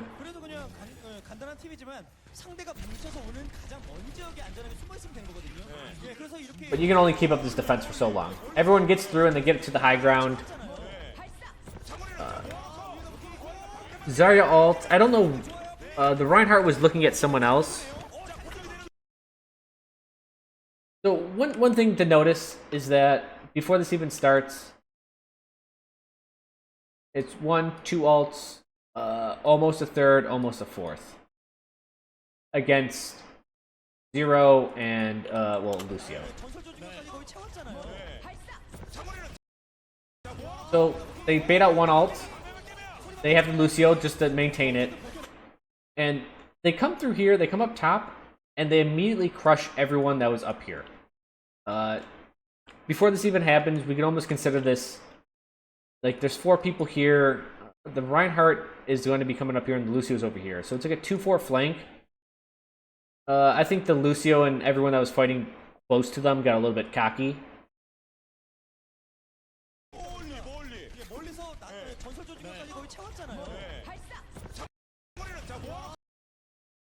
But the soldier gets the Genji. I guess he wasn't close at all. There is the Reinhardt. He gets killed next. They burn another ult. And then they have to burn, whoa, sorry about the zoom, a second one. But while all this is happening, all KongDoo had to do was burn a Lucio ult. Not only that, but they burned an ult, and watch what happens, they immediately go down to point. So this requires a lot of shit to happen right now. They got 4 people on point. Soldier does get a couple ults, and then from spawn, a Genji comes in. This attack is so incredibly important, because one, it happened so fast. They killed the one guy up here, the Reinhardt. They got another pick over here. The rest of the team was over here. From there, instead of just directly attacking the team, they run on point with everyone, and they force the 4 to engage them. They do this with a single ult, and they bait out 4 ults. People talk about ult economy and how to do it. If you can get anything out of, like, if you can get 1 or 2 ults from 1 ult, that's a good way to start. But if you can get 4 ults for 1 ult, like, that's amazing. Especially when you just capture the point, you got like 5 minutes. It's good to make a, I don't want to call it a dry run, because a dry run is, so this is something that people talk about. They call it a dry run or a fake run. Essentially, you just try to take the point with no ults. It assumes like you're going to lose. So it makes me feel like people that are attacking the point are not trying as hard, or like they're expecting to lose. What you need to do is you need to make a goddamn serious attempt at the point. So in that respect, it's no different than any other push, except that you don't have an ult. So Mei cuts up the team. He almost gets a kill, but then he gets whole hogged. The Reinhardt, I believe this Reinhardt misses completely. Aiming's overrated. Yeah, the Reinhardt gets nothing. He's immediately surrounded. Soldier does what he normally does. Well, at this point, everyone's weak, so they gotta back out.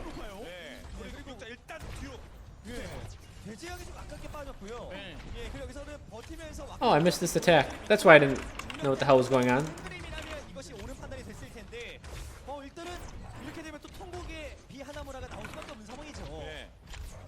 So let's look at that point. Sorry, I actually didn't have that attack in my notes.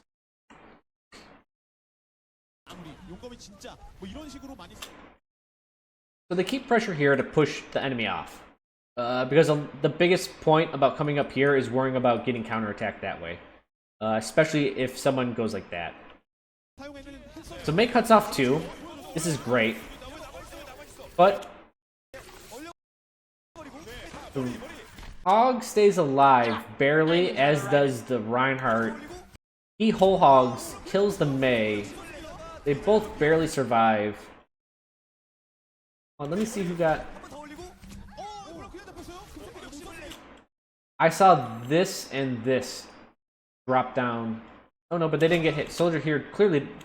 No one here clearly got hit. Reinhardt comes in, they get an extra pick.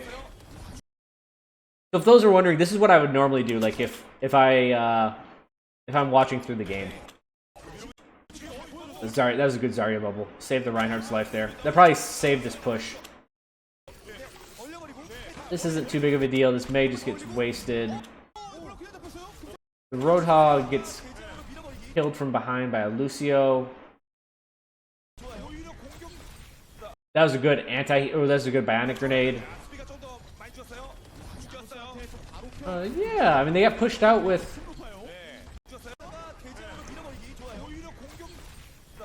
That's where the Reinhardt gets picked. Yeah, the Zarya saved the Reinhardt that allowed them to continue pressure up there. And once they picked 2 tanks, that killed the push. That was good on their part. I want to watch it one more time. Sorry, like, this is what I normally do before I talk to you guys about all this stuff. So if you ever wonder, like, what do you actually do, Chro? Like, how do you review this stuff? I do this where I have to, like, because the spectator mode sucks so bad, I gotta, like, watch health.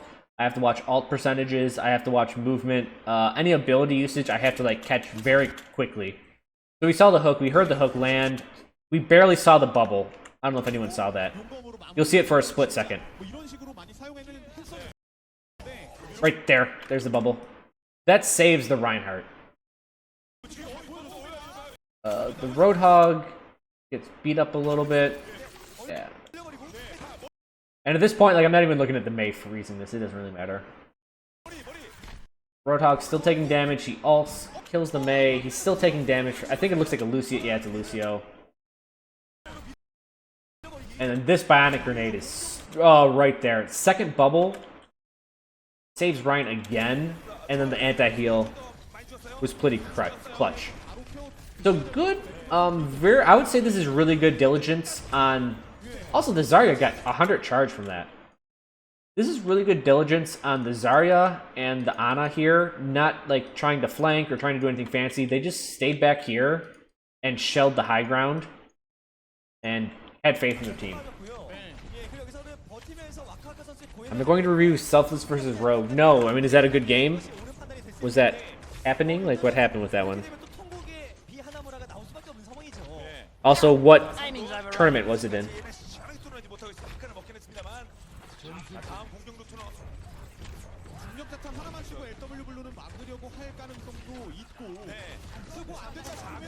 Oh, well, not much to talk about this one. Walled off and just beat to death.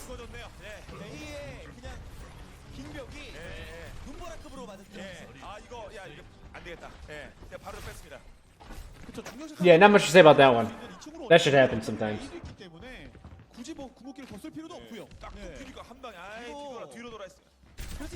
Alienware monthly? Okay, I'll have a brief look at it.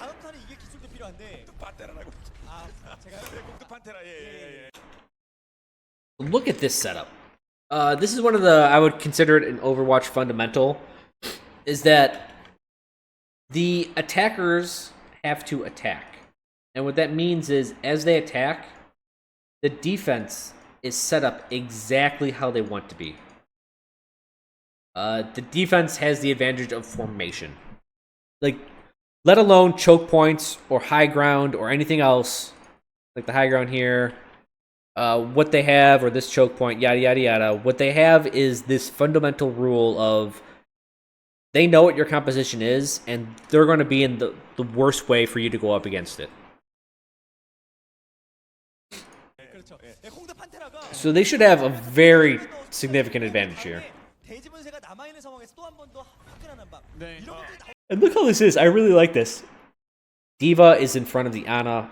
Soldier's being sneaky little fucker. Lucio's way back here. Reinhardt is guarding this choke. And then the Mei has the ability to go to either side. The one drawback of this formation is very low damage on the Reinhardt shield up here. So they see the soldier and they immediately kind of do a bit of damage to him, and then he gets nano boosted. Mei's wall only grabs one, and at the same exact time, Mei gets killed. So because this is walled, soldier goes this way, and I think he's kind of panicking because of the nano boost. So at this point, I don't know what's running through KongDoo's head, but what would be running through my head is they peeked here and they're like, all right, Reinhardt's up here. What does that mean? Well, that means everyone's down this way, and they don't have a shield. Which results, soldier dodges it, but as we can see, the D.Va and the Ana do not dodge the ultimate. So they immediately get 2 picks. The Reinhardt tries to get something coming from behind, but he doesn't get anything. In fact, he falls, I believe he's down here right now. And from there, they just crash point. Lucio gets shot, and then the scramble begins. Mei is dead because she's like in a little death box over there. D.Va gets hooked. Reinhardt gets slept, and that's a really important sleep because Reinhardt, he has an ult. And he gets executed. And they cap it! Oh, it's how they cap it. The most important part is here. I would call this a misplay on the Ana's part because the wall cut the entire team off, so you know they're not going to come that way. You know the soldier's up here, and there's just no way for him to do damage. If the entire team got up here, then that'd be one thing, but they got walled off. And then they ulted. And then this is, I would call a misplay by the soldier. I mean, he doesn't even get to shoot at anyone. The Reinhardt, he tries to put pressure through the choke point, but it's too late. they saw that there was a shield, or the lack of a shield on the balcony, so they cleared the balcony. I believe the soldier gets soloed by an Ana somehow. So they get 2 out right away. The Reinhardt tries to get something, but gets nothing. Yeah, off screen, Ana kills the soldier.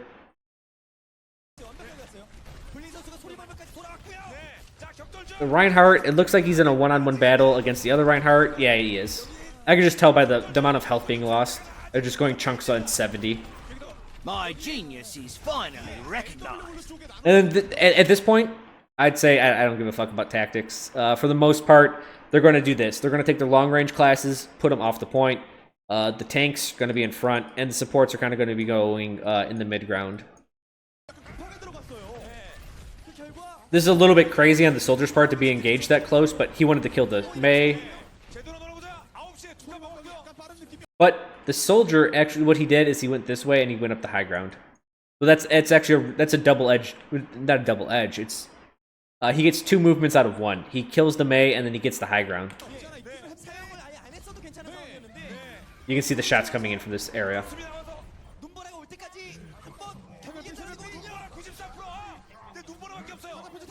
So really good attack. This is a phenomenal attack to notice. At this point, it's a 3-3 flank. What they do is they take 6 and they kill the 3. And that's a simple way of putting it, but they also notice the Reinhardt shield is here and not here. With the shield advantage, or the shield disadvantage, if you will, in this situation, they just Reinhardt ult and get a bunch. We don't have to watch it for like the 5th or 6th time. We'll just skip past it. Also, someone subbed. Rooted Beer has resubscribed for 2 months. Rooted Beer! Thank you so much for that, man. Thanks for sticking around through... I don't know if people believe this is the boring part. I know there's a couple... I definitely lose most of my viewers, but I'm glad some of you guys are around. Yeah, but thanks for sticking around for this. You're out of here, James? Alright, man. I'll see you around.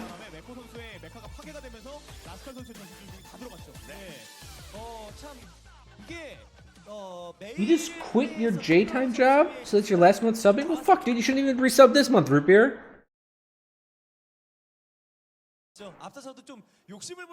Don't give me your hard-earned money. 원래 눈보라가 차야 될 상황에서 눈보라가 없었던 그런 모습들 이런 건 정말 약간의 차이인데 완벽한 급속 빙결을 쓰려다가 죽었던 거 뭐 이런 것들도 약간의 좀 실수가 나오긴 했어요. Oh, don't worry about it, James. If you gotta sleep, man. Pow, pow, pow, pow. What are we gonna see? Let's look at this. 3 tanks. They're doing 3-2-1 with a Hanzo. That's a pick lineup. These guys, the Torb is the only significant thing to talk about, just because they don't. It's single support. They may have single support, but they have auxiliary heals. I consider Roadhog, Soldier really good auxiliary heals. Zarya in a way because she is semi-self-sufficient. Right, 200 of her hit points heal at 30 hit points a second after 3 seconds. This is important. Because people don't talk about this with 2 supports, and I guess we can talk about it right now. There is a thing, like there is a critical area, like healing multiple people can like go, but they cap out at a certain rate. And even then, if they have to focus other people like DPS or some support, and they can't like focus on specific tanks, like they want to be focusing on the Reinhardt. These guys can heal themselves. And that takes a lot of pressure off this Ana. I think it's... I say that this is the most important skill a DPS player can have is surviving. And keeping as much pressure and stress off the healer as possible, which includes not getting damaged. So... I just want to watch this. Let's guess what happens. Motherfucker gets headshotted by Torb. I'm pretty sure that's what killed the Zen. The Zen got hit by a Torb shot, and then Zarya finished him off.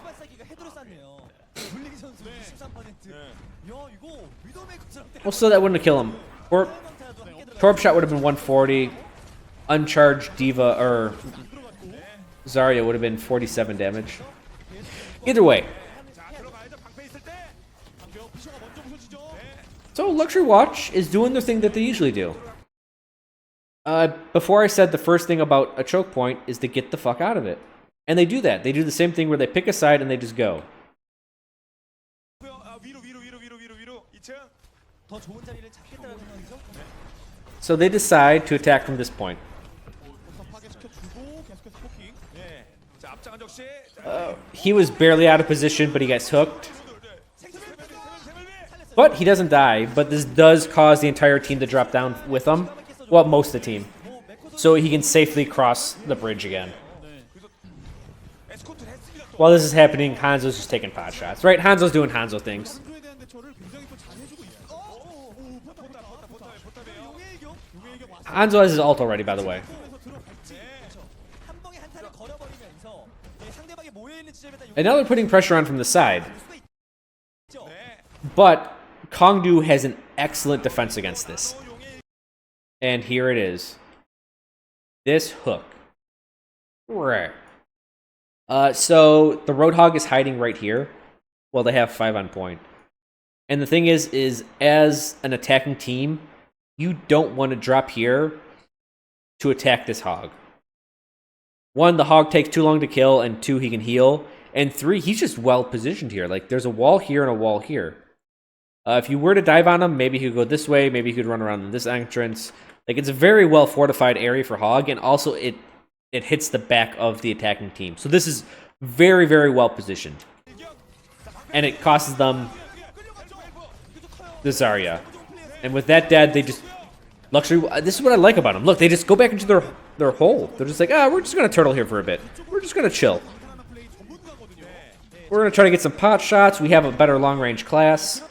And here, KongDoo does some cheeky ass shit. Roadhog, Soldier, they're waiting for the Zarya to come in. 류의 로드호그의 시초죠. 정말 멋진 모습을 보여주고 있고. But the Ana spotted at least a Soldier. 한번 오기만 해봐. 이게 오기는 올 거 아니야. 여기. At this point, I don't know if it was noticed or what, but I find this suspicious. The Zarya was right there. Like, look how close she was.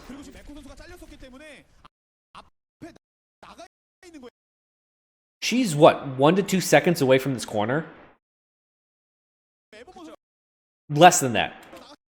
Like, she was, and now look, he looks to the right. 1,000, 2, 1,000, 3. Like, I think the Zarya came peaked. I don't know what took her so long to come around that corner. But as this exchange happens, I don't know if it was communicated that Roadhog was out here, but they're just like, hey, Roadhog's camping me. It's a 5v5. Roadhog gets a pick on the other Zarya as well. So now it's a 5v4 until Roadhog gets back. They use a couple ults. And we can't see this. But there's the Hanzo ult. It's a very quick motion, but we'll see the Roadhog here get slept. So right there at the end, you saw the Z's. There's the sleep dart right there. And so he's asleep. Here's the coolest part about this entire thing. Now, they get a Hanzo ult, they kill him, and, you know, they get a numbers advantage. I just want to say how smart this attack was, and it doesn't look that smart. But, let's see if we can get a good look at this point. Okay, here's the thing. You know, I'm going to have to do an overhead view. This is good enough. So this point, if here's the choke, looks like this.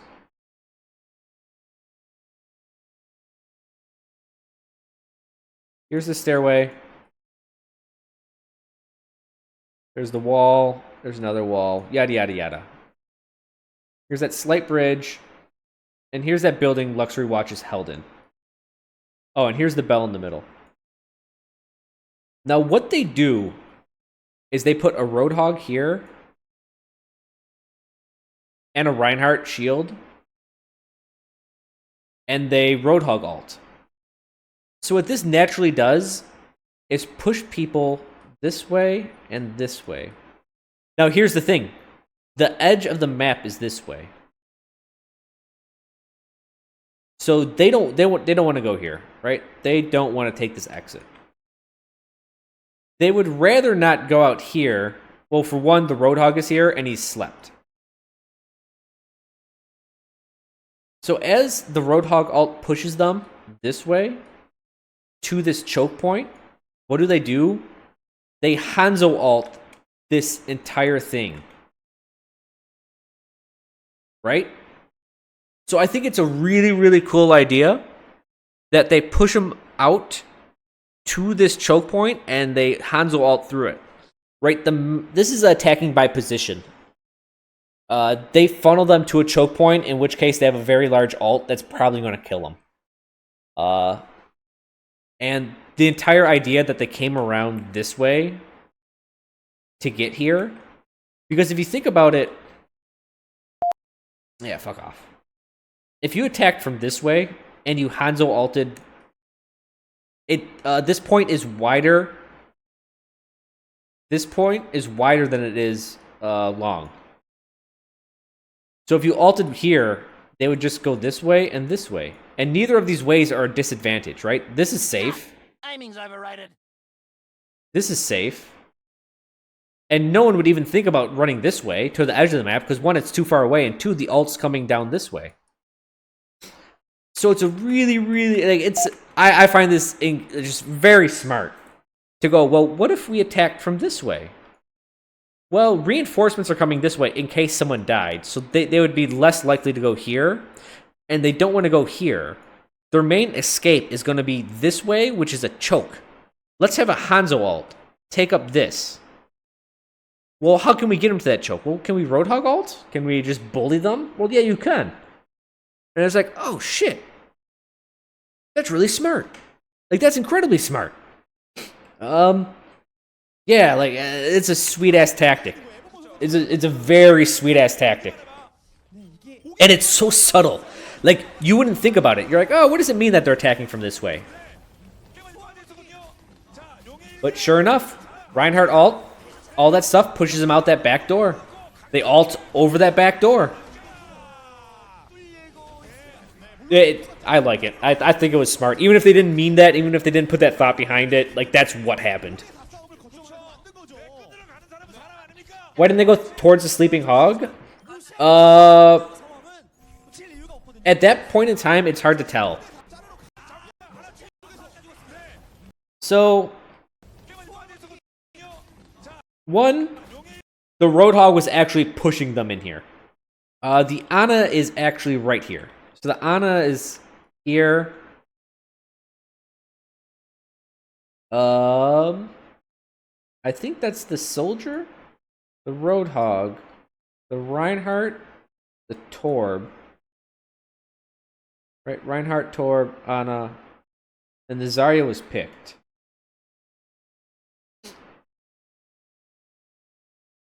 So because of the Hog ult, he's actually getting pushed this way. See, like, he's literally getting forced out that way.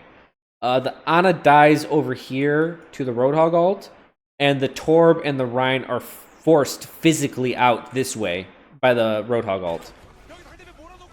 The Hanzo ult comes up ahead. You saw the Reinhardt die there for like that very split second. Yeah, you can see the soldiers up here. And then,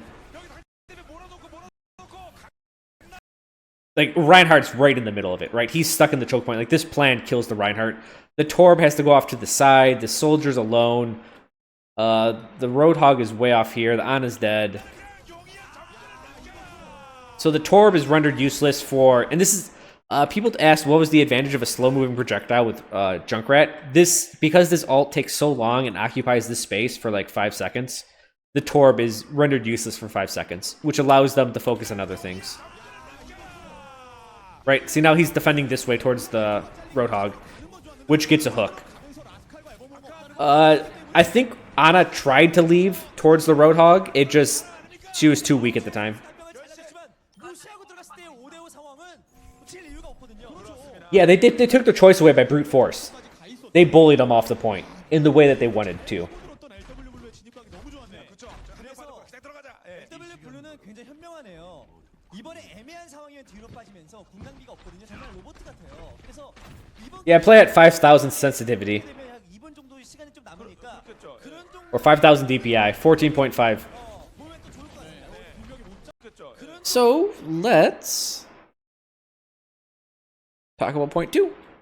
정도의 큰 그림을 보는 게 They're running a Mei again. Mei wall, I don't think it deflects, or it doesn't, it doesn't cut anyone off. Those were the words I was looking for. Maybe the Ana. Reinhardt dies on route. And then they just kind of bully out of here.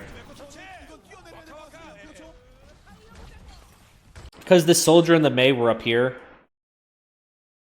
There's 3 more people that came pressured out this way. They just kind of got sandwiched. They got killed. The wall kept the Ana out. I mean, it was a good route.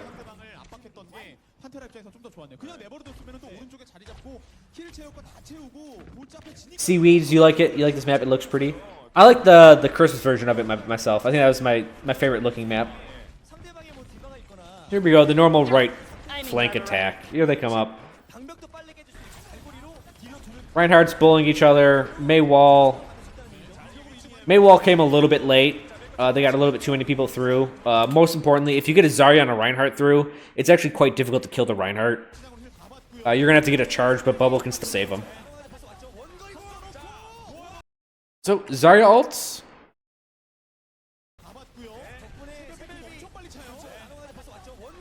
Mei defends.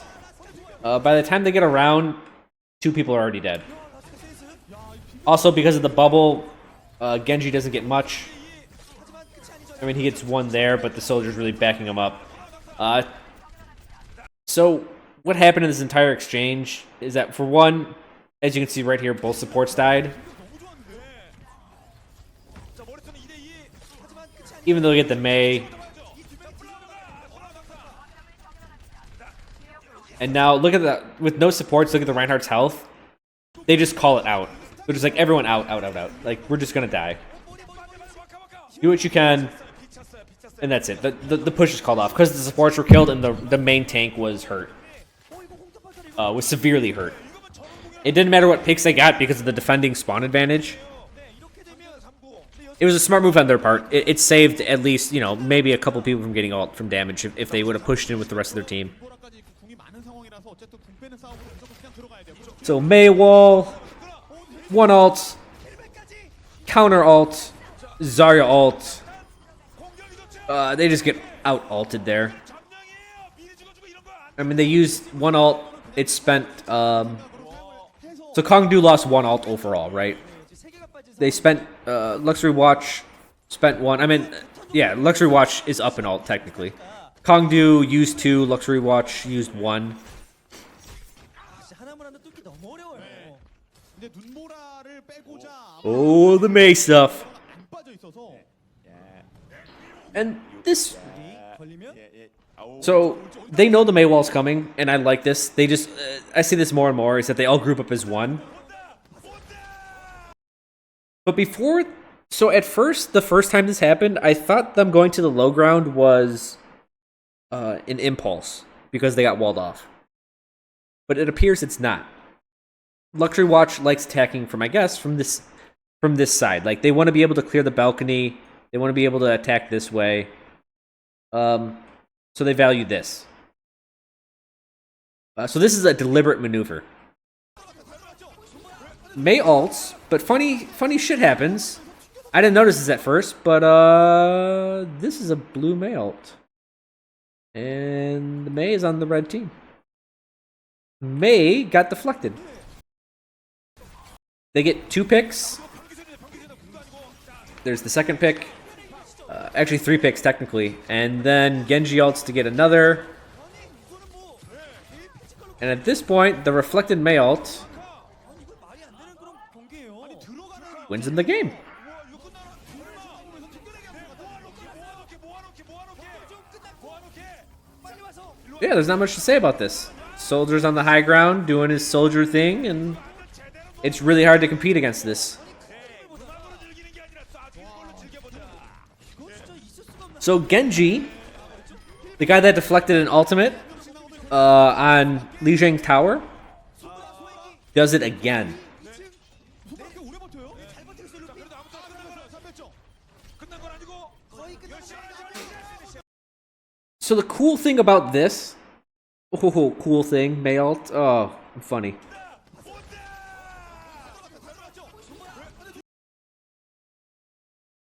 Reinhardt had his shield up. What's so funny about that? A Genji was behind a Reinhardt shield deflecting. The only thing in the game that pierces shield, like a projectile like that can be deflected, that pierces Reinhardt's shield, is Mei ult.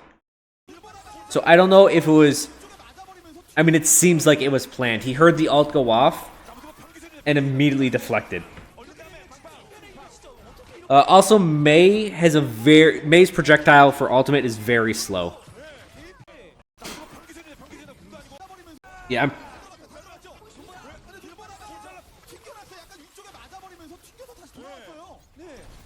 Yeah.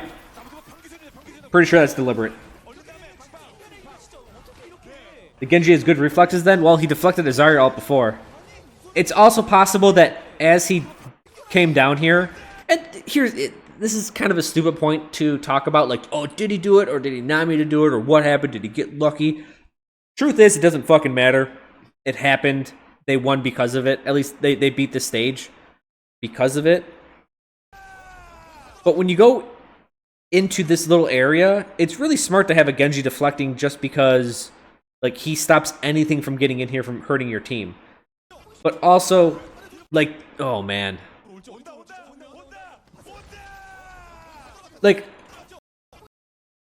here is the projectile. Like, this is like 2 feet above the ground, right? This is so close to getting deflected or hitting the ground.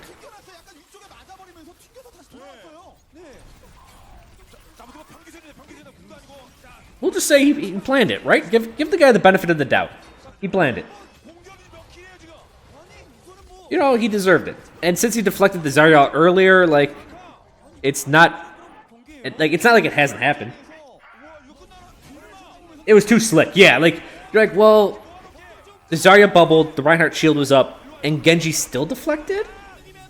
The only thing that can go through shields would be an ultimate that he can deflect. And then we'll just blah blah blah. Look at this fucking guy. Who the fuck do you think you are? No, be happy about it. No, be angry. Yeah. Get fucking off the stage. 그거예요. 큰 동작을 하기 전에 예비 동작이 있잖아요. 그쵸, 예. 그 예비 동작에서 눈보라를 가르고 These kids. 가르면서 Like this guy, I think he's 9 years old. This one was like 12. 눈보라를 멀리다가 최대한 내 사정거리 멀리다 던진다. They're kids, they don't know any better. 멀려지기 때문에 여러 명을 잡아내는 그림이 나오는 거거든요. 근데 그것을 Actually, I think they're all like 15 to 17 years old. 타이밍을 좀 재고 On a serious note. 하루에 2번 나오는 경기는 So we go into overtime, 1 minute and 43 seconds versus 1 minute and 32 seconds. Pretty damn close. Really close. 라는 얘기가 있는데 이게 두 번이 나와버리면서 팀이 망가졌네요. 그냥 그 천장 쪽에다가 Maybe he did that to tilt the other team. Like maybe he's just mind gaming everyone. 튕겨내기 범위가 워낙 넓게 작용을 하다 보니까 튕겨내기에 맞고 Are they 21? LW의 눈보라가 됐었죠. They are 50 and they look like 15. No. I spent time in China and Japan, guys. Oh, here's the deflect. 소리까지 잘 들리죠 지금? Yeah, so like, if you listen very closely, you can hear Mei say it, and he immediately deflects. 엄청나네요. Right? I think it was it was a reaction. 소리까지 잘 들리죠 지금? 팅하고 튕겨가면서 완벽하게 튕겨놨죠. 또 승리의 의식을 하고 있어요. 메코 선수가 대장이네요. 네, 너희들은 나의 They got some pre-game ritual. dancing around the Zarya. 너희는 날 보내지. 열심히 싸라. 예. 참팀 컬러 기가 막힙니다. Yeah, I'm pretty sure that was reaction. I think that was just pure skill.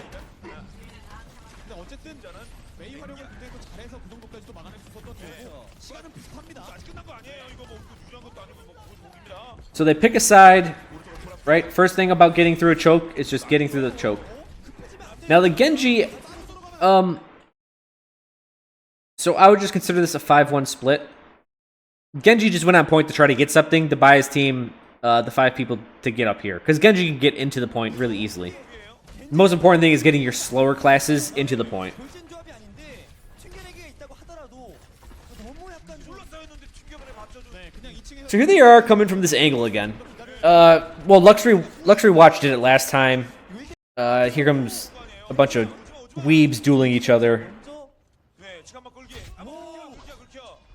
But KongDoo's doing the same thing this time, right? So it looks like to be a common strategy. Immediately, a pick. Evermore gets a pick. The guy's fucking great. 끌었어요. 이렇게 되면 6초 콜이기 때문에 지금 이 버전에서는 한 번 더 끌어야 됩니다. As he gets this, he gets another pick. Oh, man. At this point, with 2 men down, they just abandon. And now this is another...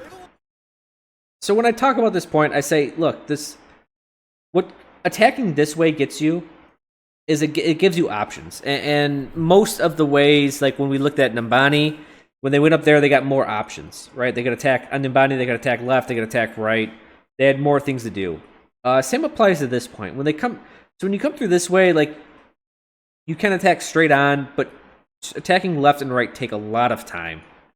Remember, flanking takes time. But over here, because the point is wider than it is long, right? Like, this distance is a lot shorter than the distance from here to the back of the point over here. What this does is, if they wanted to, they could attack this way, they can attack this way, or they can attack straight on. Very, very easily, right? It's going to take them no time at all. And if we look at this point, again, everyone's going to be, like... As a Junkrat, I make note of this angle.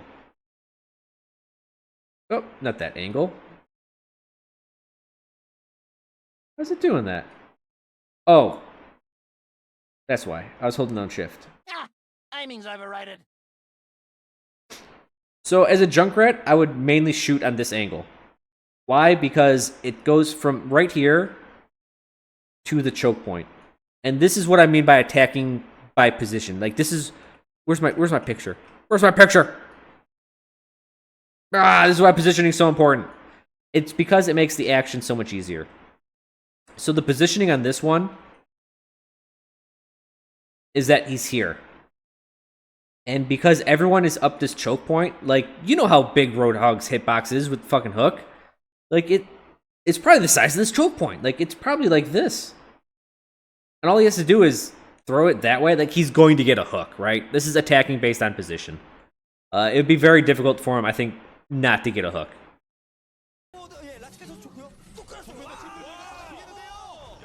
And also because of the team pushing in this way, again, everyone is inclined to retreat this way, right? Retreat straight back.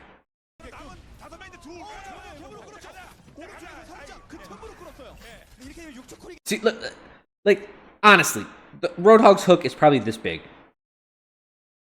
For someone running away, he's going to get it. Like, there's no way he can't. So look, they put pressure, just like they did, just like LuxuryWatch did, is that they put pressure this way.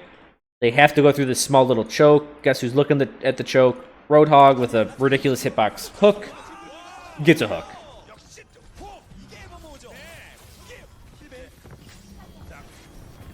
6-second hook. Yeah, that right there was 2 seconds, and they would have retreated out of there. 사실 1분 30초 정도가 그렇게 긴 시간이 아닌데 이거 A를 먹혔다는 게 오히려 완막을 당할 가능성도 괜찮죠. 아주 높은 상황이죠. 네. 이렇게 되면 So they got to make an immediate rush on the point, right? They got 30 seconds left. 뿌리는 오고 무리하는 플레이를 할 때 라스칼 선수를 잡아줘야 되는데.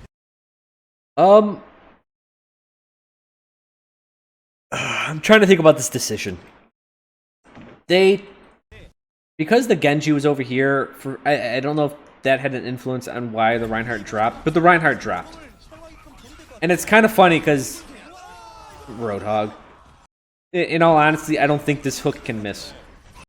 If you throw the hook here, I don't think it can miss in this entire hallway. Because the Reinhardt dropped down when they bullied their way up here. Zarya had to drop down, and the Lucio had to retreat. I'm not sure about the. I really have to think about it. But first of all, they got a man advantage now, and they got the high ground. Reinhardt's in a really weird spot, but now he's on point. Roadhog tried to get something but couldn't. This is when. So while we're admiring the Roadhog and what he's doing,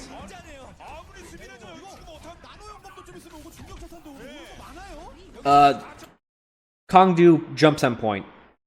Again, this is really smart because one, they're attacking, right? These guys have to defend. They have to get on point. And when all their forces are scattered around, the best way to get everyone in one place to kill them is to jump on point. So the soldier gets Ana, and that's it. And now look at this. First of all, it's Zarya ult, but second of all, it's a Roadhog ult. But third of all, outside of this guy, everyone's to one side. That's so nice. Only having to look one way to kill him is incredibly helpful. They save the Reinhardt for the Genji ult.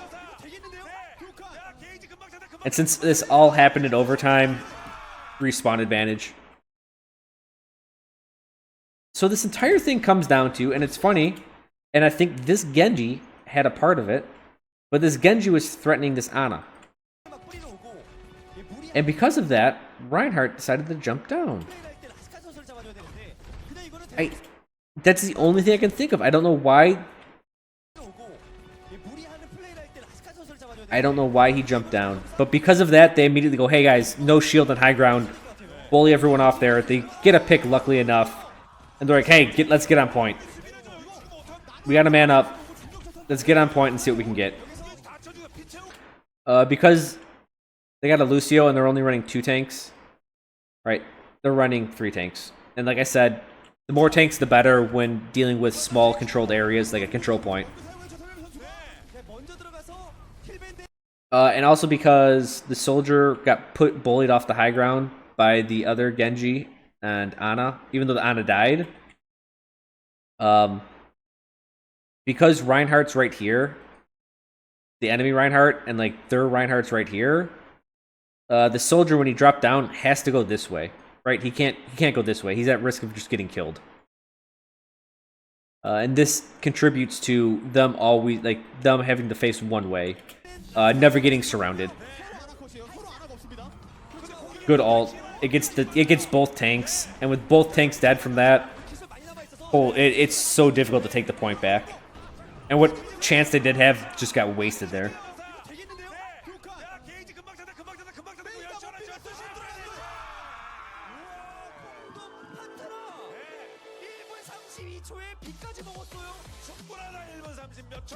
So how Hook works, so someone's talking about mechanics of Hook. You guys have to stop looking at the animations and looking at the fundamentals. So let's say the Hook hitbox is like, let's find a better. Let's say Hook hitbox is the size of this lamp. That's probably correct. This is actually quite close to the size of the hitbox. If a player model is like this big, all that has to happen is that this box has to intersect this box. And so let's just say someone was floating right here. Timing's overrated. This is technically a hit, right? So what happens is he throws the hook here, but since this is a hit, this locks onto the center of the model, so it looks really funky. Like, it looks like it's way off, and it just goes and hooks right there. Yeah, that's how the hook works. So if a counter Roadhog is like this big, then technically the hitbox for the Roadhog is like this. I guess it'd extend through the ground.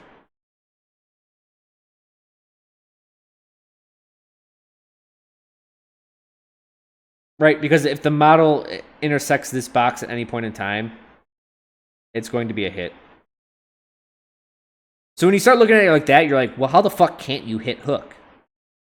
Right? It's a lot better. And yeah, it's a rectangle. I know the hook is definitely taller than it is wide. Same with Hanzo arrow on a smaller scale. Yep, correct. Yeah. So Roadhog hook is a lot more lenient up and down than it is left and right.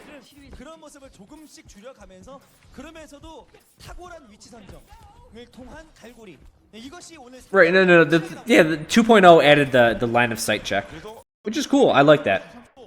It just makes Hanzo feel fairer. So hold on, let me catch up with my notes.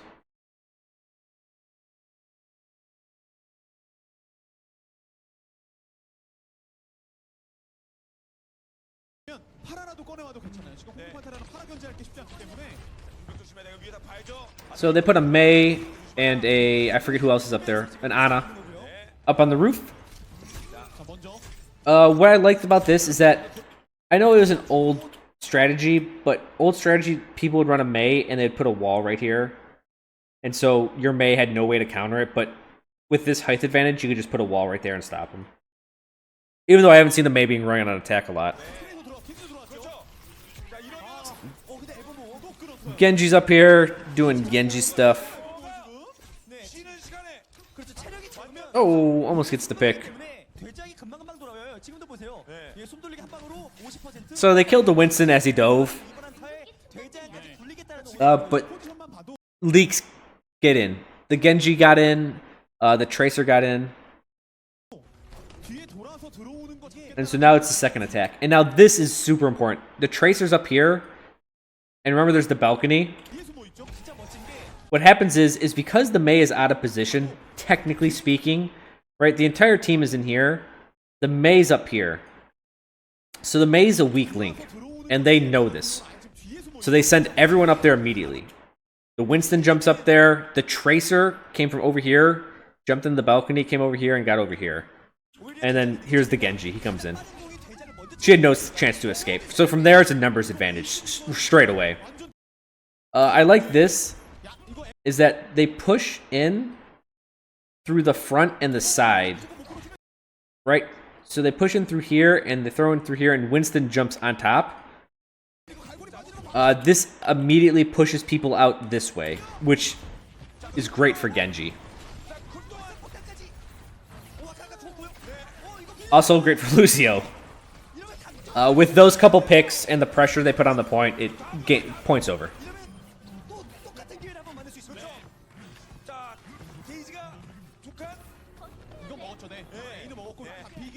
Genji, King of Yellow, don't knock me. Genji was doing up there fucking weeby stuff. That's what he does. He goes around, he climbs on walls, and he fucking throws shuriken and whatnot. Ugh. Genji. So this, she almost falls off, but has to recall. This I may have cost them the point. It looks like such a small mistake, but because she had a recall because of the threat of a hook, Tracer now has to attack through the main path instead of some sneaky way. So for whatever reason, and I'm trying to piece it together, but it looks like Zen almost has an ult, Lucio almost has an ult, but they have 20 seconds left. And the reason why I just talk about they almost have ults, because I don't know if they're undecided, but they just kind of putz around. Zarya's here. I mean, I get they don't want to go one way in case of a Mei wall, but they decide to go 2 ways. And what happens is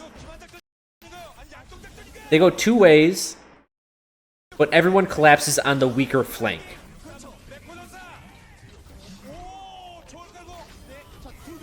So it's a 2v2. Or not 2v2. Each team gets 2 people. The problem is that the ultimates are running out. And now it's a Genji versus a Winston, Mei versus a Tracer, and no one's on point. So I don't think they recognize that they were only pushing through this way. If they did, this decision was made really fast. But it was a 2-4 flank, and so everyone collapsed on the weaker. They're like, alright, there's only 2 people up here, kill him. Like, kill him right away. And luckily they got the Zarya before she dropped. But yeah, so 2 get picked on both sides. And then from there, again, because... Look at this. 2 tanks. Against... Well, I guess they do have 2 tanks as well. I was going to say with the tank advantage, they're going to win the small area. But actually, it's both even. Actually, at this last point, it's a 3v3. Well, technically a 3v4. But no one's on point. The D.Va bullied everyone out this way. The Winston was too busy smacking the old lady up in the corner.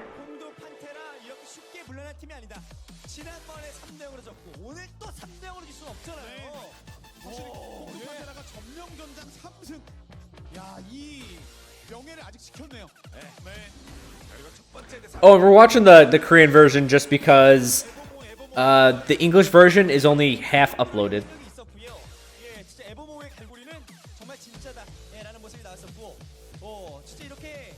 I just want to look at this one last time. So the Winston, they boost the Winston, and that's what helps gets rid of the D.Va or the Zarya shield to get her killed. The Winston's up here, but I think he gets pushed out quite quickly. Roadhog hooks the Lucio. Genji and Tracer get a couple kills. And at this point, it's D.Va, Winston, Mei, which is a very thick lineup, against Winston, Tracer, Genji. And I think this is the big issue in this matchup, is that these 2 heavy or 2 light classes have to get on a point with Winston with 2 tanks. Most importantly, it's just Winston against these 2 agile classes. Mei's there just to be fucking Mei, you know. I think that's where this matchup really falls short.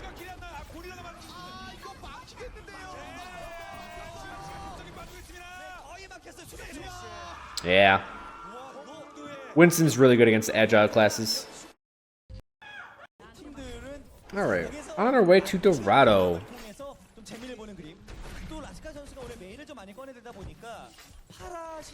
Doing Mei things. Yeah, that's what Mei does. Technically, everything she does is a Mei thing, right? Because she does it.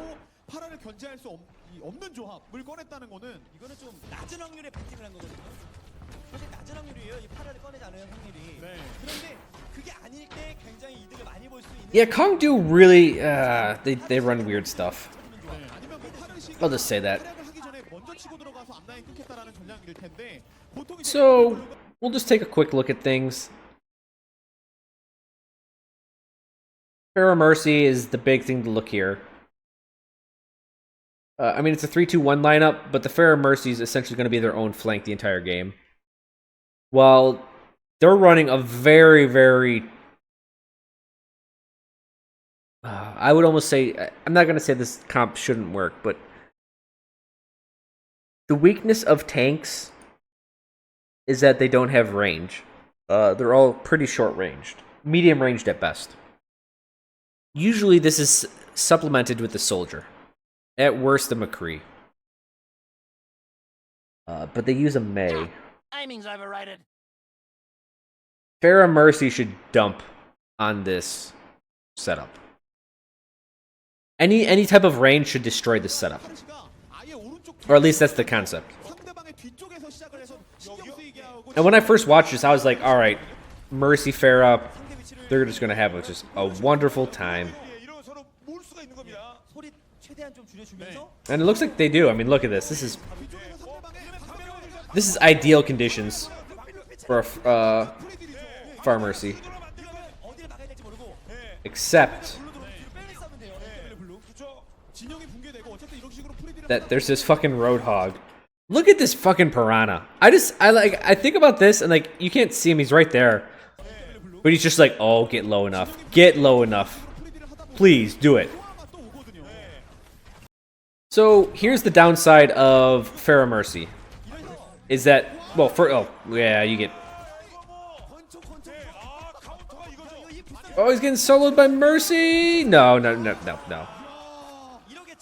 So the problem with Pharah Mercy is that it immediately comes a 4-2 flank. So what you do is you take 6 people and you kill the 4. Or in this case, they take 5 people, crush the 4 with superior numbers, and then you just leave Roadhog to deal with this. Or at least, even though he killed him, if he didn't kill him, just to delay him, just to occupy their attention. This is pre-Ana nerf. Yes, so this patch is Apex. I think the entire tournament, even though the playoffs are going to be like in 2 weeks, are going to be on the pre-Bastion buff patch. So on this patch, Hog has a 6-second cooldown on Hook and whatnot.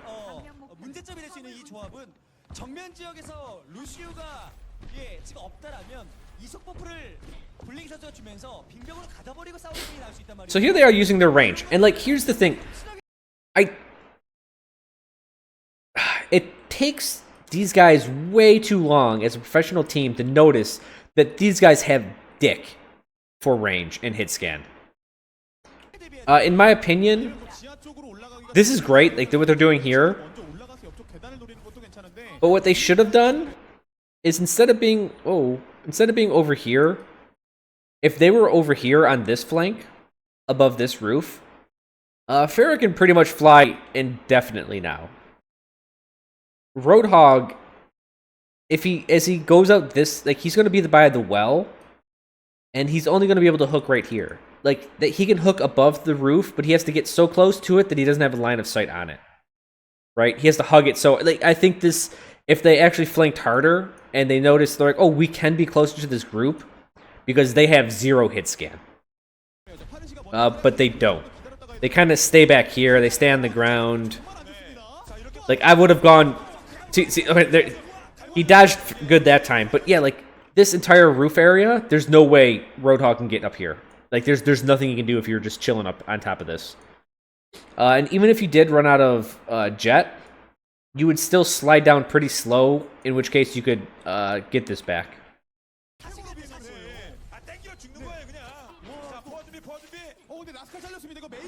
So this fucking shark, look at him.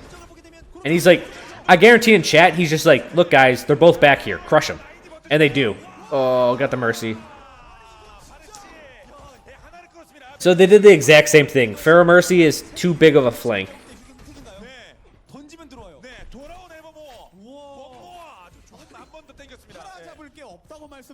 So they crushed him again with alts and superior numbers. Oh!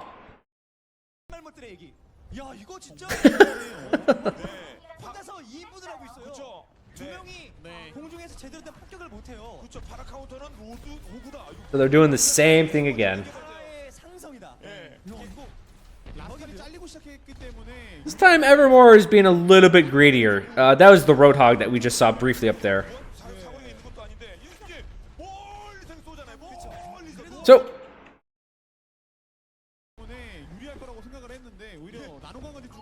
I just thought I saw a concussive blast, but I didn't. So Roadhog, I'm assuming, gets hooked. Let me look at his health. We should see. Oh, yeah. That was a hook. You can tell just because like one bar disappears, and then a chunk does. So Evermore was a little bit too far forward and gets hooked, and this creates First of all, it was the one answer they had to Pharah Mercy. Second of all, they're up against 5 alts versus 3. Well, technically, scratch that 2 because he's dead. And it was their only answer, and it was a rough answer at that. And it was tough. So there's another one dead. Pharah gets ulted. Create a bigger numbers advantage. She's a little bit too low, so she gets frozen. But just killing the Reinhardt and then reinforcements from a Mercy res. Like this, they've secured this point. Or at least I would consider them securing the point. They Zarya ult anyways. They do what they can to 100% confirm the point. But it all started from that Roadhog pickoff on Roadhog. 예, 공답한 테라. 예, 40초 남겨두고 거의 뭐 막은 상황이기 때문에 뭐 이 정도면 아주 훌륭한 수비를 또 해냈습니다. 에버모 선수가 잘렸던 게 에버모 선수가 왼쪽 2층에서 처음에 대기를 하다가 확 올라가 버리는 그 상황에서 잡혔기 때문에 엘프의 뭐 파라 견제도 안 됐었고요. 자, 에버버가 지금 뭐 수비는 핵심이라고 이 파라 때문에. 자, 2층. 네, 상대 조합 볼 때 뭐 솔저가 나왔지만 솔저가 파라. Yeah, I guess the Ana, yeah, she at this point she has 3 shots, so she could be dealt with. But the thing is with pros, sorry to stop it right here, but if the Ana is looking at the Pharah, first of all, there's a Mercy on her, so she's going to get healed through most of it. But also, she's not healing the Reinhardt. And if they notice the Ana is too busy with the Pharah Mercy, because the advantage is that there's 2 in the air on this flank, the Pharah Mercy, and you just have the Roadhog. So you're doing a 1v2, which is very favorable. 1v2, whatever. Vs are like this. It's a 1v2. So at this point, it would be a 2v2, which technically makes this a 4v4. So you're a 4x4. Vroom. Vroom. This 4x4 is now more even for the enemy team. You don't want to, but you want that. You want to be uneven. So it's better to just screw that because they got a Mercy and Pharah is going to be hard. Even if you 3-shot her, it's going to be like more. It's going to be closer to a 5-shot with Mercy healing her the entire time. It's better to make this a 5v4 and then crush it and leave your guy that can deal with him for a bit. So, concussive blast. Listen to that Korean hype. Oh, nothing happened. Never mind. Actually, no. They do kill him. Well, actually, the Reinhardt that got knocked down kills the other Reinhardt.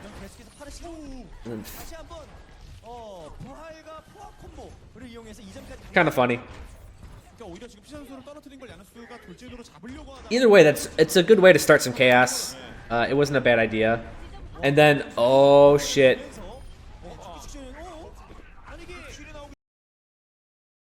Look at this. Look at this boop. This angle is so steep, there is no way Soldier sees this coming. There's the concussive blast. Oh, what are you doing on point, Soldier? Get wrecked. It's like, alright, great. Numbers advantage. Start hitting the high ground. This slows down the Reinhardt. It slows him from pushing out. Oh, that was close. And the job here is to make the high ground uninhabitable for the defense. This attack on the top, sparks the defense to counter ult down low. So that was a defensive Zarya ult, a defensive nanoboost, and a defensive Roadhog ult. It only gets 2, and then the worst thing in the world happens. Mercy ult. Ugh. They get a really good hit. Also, this would happen in the new patch.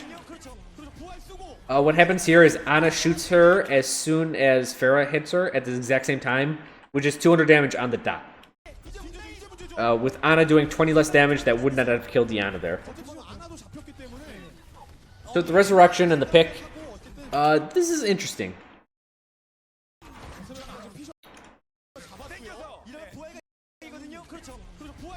So the Lucio respawns, and I believe that's the Reinhardt is respawning. And then they lose the Ana. So at the point right now, it's a 3v3, but you look around and you're like, 그렇기 때문에 doesn't look like a 3v3, and you're like, ah, there's the Zarya. 생각을 하고 어쨌든 They have a couple guys holding in this building. And it's really good to know this. 잡히지 않으면은 So Soldier tries to do his zoning ult, doesn't really zone too well. 자, 거의 다 왔습니다. Zarya comes out of that side room, helps him. Soldier tries to come out of the side room up high, but gets pushed back in. 그거를 견제하기 위해서 플라워 선수가 여기다 포화를 썼었는데 옆구리. 아, And now this is where everyone was hiding, right? The D.Va kind of goes into a trap. 굉장히 적었었던 영웅들이 많아. So because they had so many people in this room, when the D.Va went in, and I believe the Reinhardt was in there as well, they kind of jumped on him. So it was really good that the three that survived all held up in this side room. It was quite smart on their part. Also, it's a good place to get reinforcements because you can get reinforcements there safely. And the only person they sent out here to really deal with the point is the Reinhardt. But they're still at a really big disadvantage. So if we look from above, they have a soldier here. The Pharah is going to go over here, and I believe there's someone else over here. And then they just have their ragtag team over here. So the people in the center here are really at a big disadvantage. I talk about a defensive strategy whenever like things are really, really chaotic and you don't know what to do or who to target. What you guys need to do is you need to pick a side and then cleave towards the center. So in this point, like pick this side, and then after you kill this high ground, and then deal with the center. It's actually safer because this is more open to go this way and then go towards the center. This, yeah, it's a closed-in area going through a very small hole, so people can, you know, it's a choke point. People can really do damage to you there. So, so KongDoo really, they need to do this.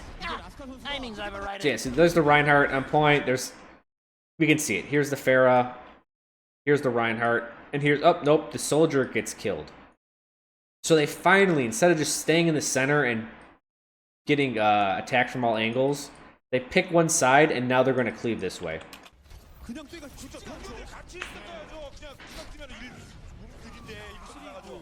편안한 팔에 프리들이 아예 나올 수 There we go. All they needed was to kill two people, the soldier and the Reinhardt. And now they have to back off. 보여주고 있는 그런 상황입니다. 지상전에서 싸움을 조절해야지 팔을 못 보죠. 예. 지금 세벨베 선수가 먼저 잘렸었기 때문에 기다렸다가 마지막 기회. 네, 28초. 거의 다 가까이 4m. 아, 뒤로 이제 뒤로 양팀 이제. 선수들이 얼마나 치열하게 지금 So, let's look at this. First of all, 20 seconds on the point. 싸우고 있는지 막 이런. They gotta do something. 지금 진입각을 안 내주. At this point, Pharah Mercy, they don't lose their edge, but notice how any high ground around here, or even the center ground, it's all open space here. This is all open space. So Pharah really has to expose herself when she's going in here.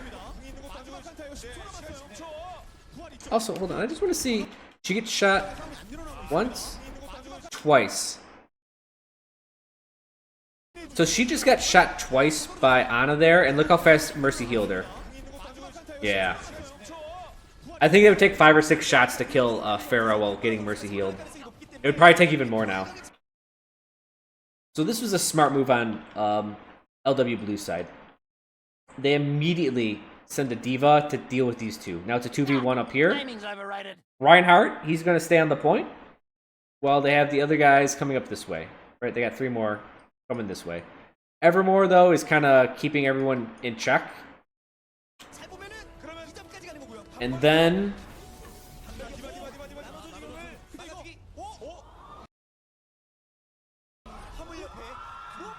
no one's on point. No one's on point. They forgot the point of the game. To get on that point. It was really well started off by them. Like, I think this is a really good attack they had. They got the Ana Mercy Pharah up here, right, to do the long range deeps. They get a favorable 1v2 up here. D.Va can keep them busy. There's 1, 2 against this one. There's another 2v1, and Reinhardt can hold off with time. The ones over here, like I think they could have made something. They also have Mercy ult. They have Ana ult. They got a lot of ults. Like a lot of things could have happened here. 선수가 생존할 가능성이 높기 때문에 이 부하가 Also, the soldiers down. 점까지 가는 That 거고요. was. They had a really good chance. They had the soldier here, the Ryan here, the Pharah Mercy. They came over top to kill these two. It was a really good attack, but no one was on point. Why is that Reinhardt leaving the payload? Let's take a look. They give the rewind. Look, there's no reason. So this is what I think. I think, so these payloads, it's good to note that these payloads are pretty wide. Like the capture area is actually like this. It's a lot, well, I would say it's a rectangle, but it's still favorable on the sides. It's actually kind of like that. It's a lot bigger than it looks like. But for some reason, the Reinhardt, I think he clips the angle. Like, he's like, oh, I was close enough. Because I think this is what happened. There's 4 seconds left. If there was 3 seconds left, I think it would have counted. Because we're going to have to look at this right here to say that he's on point. That says 3.6. I believe it's 3 seconds after leaving the point, it'll go into overtime. I believe this was a mistake of about 0.6 seconds. And, like, I don't want to, like, a lot of people are like, oh, that's so stupid, he should have been on the point, yada, yada, yada. You gotta remember, these guys are pros, and they're trying to cut every single edge possible to make it as safe to get this point, right? They want the highest % chance of securing the point, and if this guy deems it so that he needs to back off because this Roadhog is flanking, because if he doesn't back off, then these 2 people are going to kill him, and this point's lost because the Reinhardt's dead, and they don't have anyone else to defend. He's probably like, look, I touched it, there's only 3 seconds left, I'm going to get it, it should work. I think he miscalculated it. I think it was a very, very slight miscalculation, and I wouldn't fault him for it.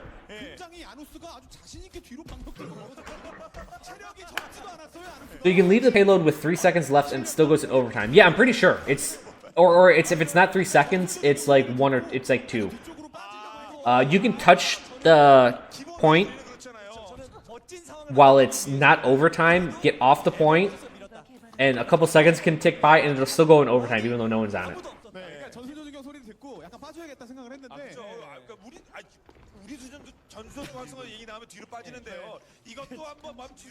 And yeah, if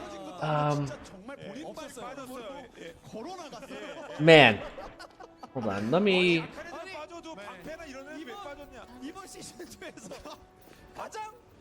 Uh-oh, gotta sneeze. 진짜 엄청난 상황이네요. 다시 시작됩니다. 예. 이거는 약간의 서로 간에 뭔가 미스가 있었던 것으로 서로 보입니다. 붙어있는 선수를 So, am I unmuted? Okay, good. So, sorry. Let me just. Hold on. Apologies. I just want to make a point. 약간의 서로 간에 Here, I just need a little bit more time. 밀쳐진 것도 아니고 진짜 정말 본인 빠졌어요. 예. 걸어 나갔어요. Timing's overrated. 이번 시즌 2에서 가장 추가 시간이라도 만들고 걸어 나갔어요. Oh, hold on. I want to go through.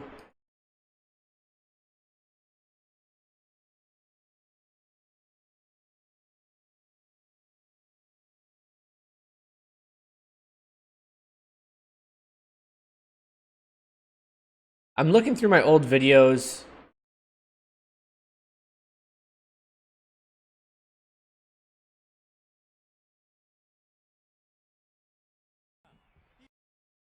Reinhardt is soldier pop. There's a video where I'm on Hollywood, and I show them how big the payload actually is, the capture area of it.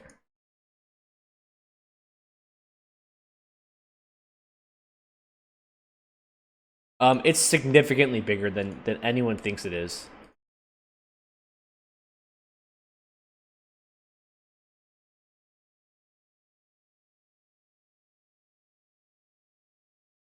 So 1 second while I find that. Here it is. This was another game I did, Envious versus Meta Athena. Here's the payload.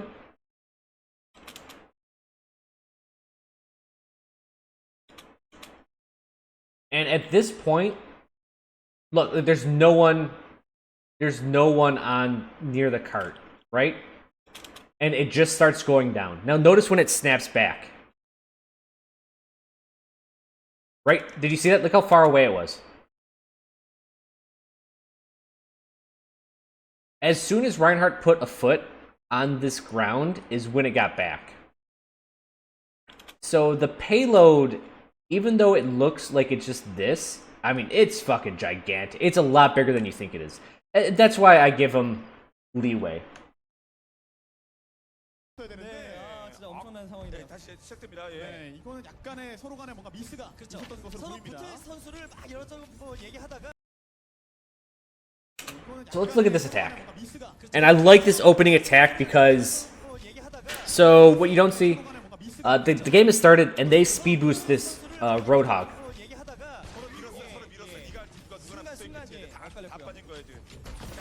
And he catches the Reinhardt. Oh, this is a hell of a pick. And this strategy is ran. And I've talked about this point with you guys, anyone that's watching my stream. The more and more I play Dorado, the more and more I hate holding this high ground in any sort of way.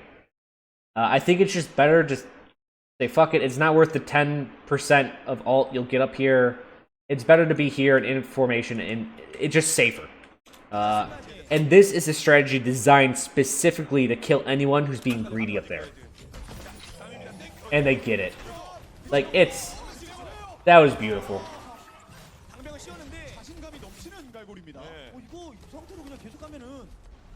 And also, not to take credit away from Evermore, but we've talked about Roadhog hitboxes probably like this. So it's like, it's not a hard hit. It was just a really good strategy.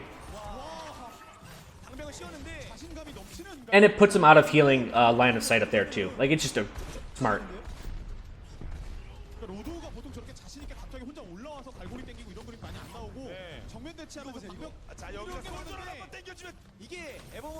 So here's the Roadhog flanking. Gets a Zarya. He gets a Zarya again. This is 2 picks by the... I mean, that last one was definitely by the Reinhardt, but Roadhog's assisting. And now look at this. 1, 2, 3. Like, the Reinhardt's spinning in circles because he doesn't know where to defend. So he has to back up. As soon as he backs up, now his team's back. Now he has more people that they can... Now they can properly attack, like defend this way and this way. But for those brief seconds, it was pretty scary. This Roadhog's still being a bitch over there.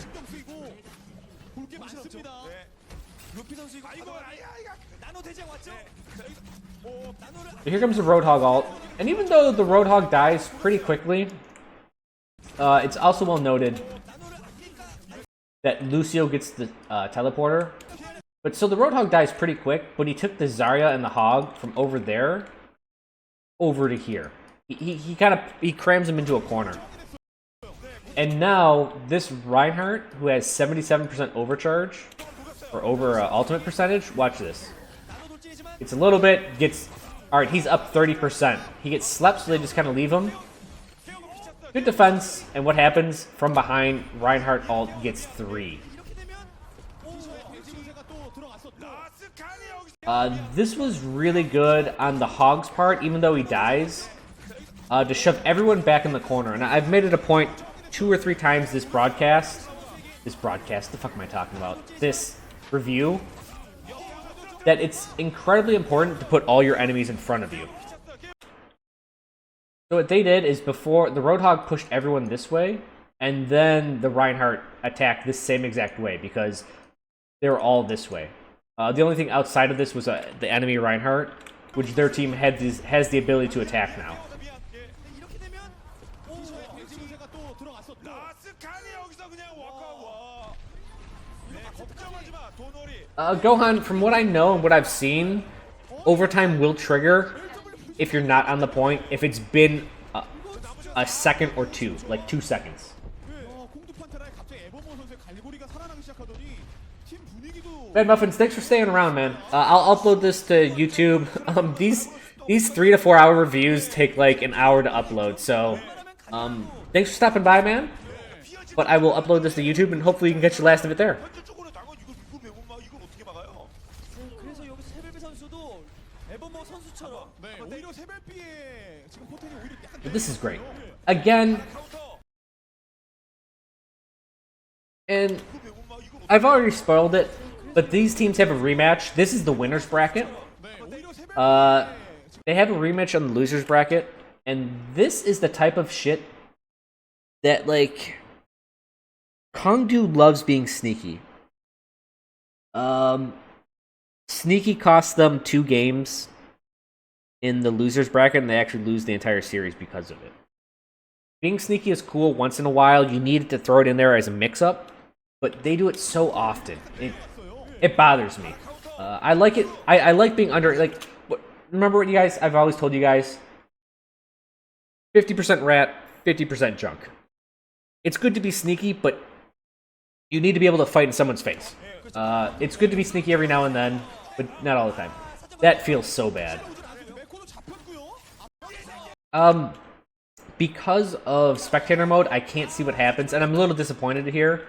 But we can see the Roadhog here, and we can see a Reinhardt clearly. Right, here's the hog. The enemy team. This is an offensive. This is a attacking hog. So clearly they, I think what happens is that you'll see a speed boost happen. Oh, I didn't hear it. But I think they speed boosted around the corner. And this is where they get the Zarya kill. And then the Ana kill. At this point, he gets hooked as he tries to ult. And I think it was just a speed boost that got those 2 kills. Soldier drops down. At this point, it's such a superior numbers advantage, it doesn't matter what they did. But I looked at this scene for a while to see what happened. And it's, like, I can't really tell. The only thing I can tell is watch Reinhardt's charge meter go up, his percent. It goes up 26, 34, so that's 1 hit. And then it goes up, that's a second hammer hit. If it was a charge, it would go up by like 25%, depending on how much health is left. So he may have hit, oh, let's look at the Zarya. No, it was a double hammer hit that got her. The pop, pop, pop, pop, pop. Yeah, she gets hammered. So does the Ana. I believe it was a speed boost that put Roadhog and the Reinhardt on top of the guys, or on top of the Ana and the Zarya. And because the soldier was up top here, so here's the Lucio, here's the Roadhog, and I can't tell where the soldier's at, but the soldier comes up here later, so I'm assuming the soldier's like on his way up. We see 3 up top. That means there's 3 down low, but there's 6 here. I believe the 6 crushed the 3, and then they just deal with the other 3 later on. Yeah, there's the soldier. So they got 3 up top. And this is the thing, when you talk about flanks, we talked about the Pharah Mercy being a flank in the sky. It's a good way to see things. Sometimes this high ground is a flank as well. Flanks don't have to be just left and right. They can also be top and bottom. So they call their bluff on the low ground with all 6. And that's how they get the kills. Yeah, see, there's 1 kill, there's 2 kills. The Reinhardt dies. The 3 up top have to now go down low, but it's a 6v3. 6-3. Blah! It's a 3v6. And it's useless at this point. So this wasn't a 6v6. This was 2 6v3s.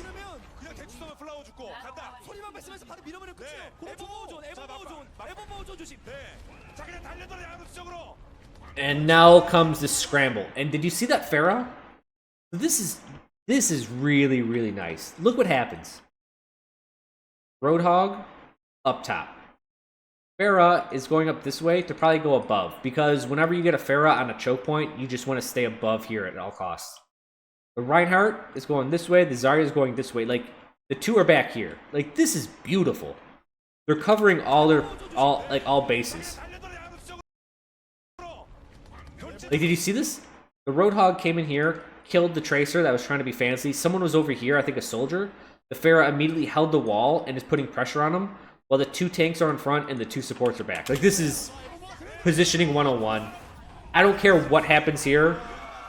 That was immaculate position. Actually, I do care. I do care what happens there. I lied, guys. I lied.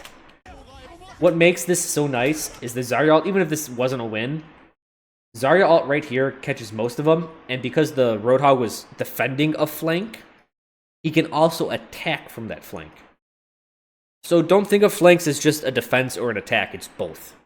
And that's why watch this Roadhog ult just get 1, 2, 3. It wasn't even an ult, it was just clicking. 열차를 본 적이 없는 것 같아요. 쾌독전차. 예. 맞습니다. 오버워치 이번 시즌 중에 가장 빠른 속도를 보여줘요. 이 정도의 모습이 나왔어요. Who the fuck is this guy? I don't know what you're cheering for there, but I don't like it. 내가 8월 잘 못했다. 살아올 생각 없다. Alright, next point. We're on Eichenwald. And so at this point, it's a 2v2. So LuxuryWatch went up 2. And then they lost 2 more against this. So this is looking, we're close to a reverse sweep. Let's briefly look at the attacking team. Yeah, Scream. Get angry. Tank. It's a 3-2-1 with a Hanzo. It's definitely a slow push style.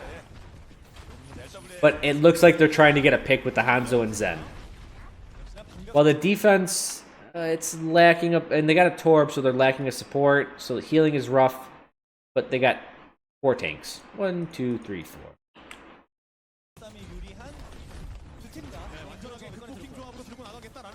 So, as expected with the slow push, they push slowly. But, and this is interesting. If you like it, if you don't, it's up for you to decide. The Reinhardt hits a sleeping hog. Now Reinhardt's at 14%. Now watch when he gets this. First of all, he hits a fire strike that hits a couple people. I think it hits 3 people. And then he does that. And now look, he's already at 60% ult. But he dies to scatter. If you think that's a good move or not is questionable, right? It looks like a bad move. They're down 2, the other team lost 1. The attacking team has the reinforcement bonus. Right, they get there faster. But they do have to take up some ground. So with the numbers advantage, they push in pretty hard. But Reinhardt's already back. And what do you know? Look at this lane that everyone's standing in. He gets 3 more. He's at 90%. He did 3 actions to get 90% ult. He did 2 fire blasts and a charge. Why am I focusing on this so much? So while all these trades are taking place, it looks pretty bad. They nanoboost in, but Reinhardt at this point gets ult, and he just goes past the nanoboosted target, and he kills the squishies. I mean, look at it. They nanoboost the Zarya. Look, Zarya's like, hey guys, wait, like I'm supposed to be killing you. Even the Ana's like, get the fuck out of my way, lady.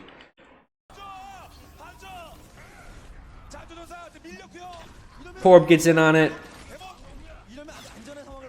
Zarya, I mean, he kills a Torb, but that's it.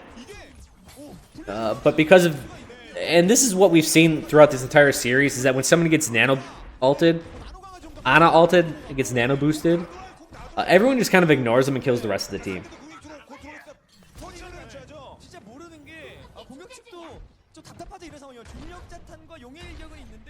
So, questionable charge by the Reinhardt, but he does pull it back in the end. just because he made 2 really good fire blasts.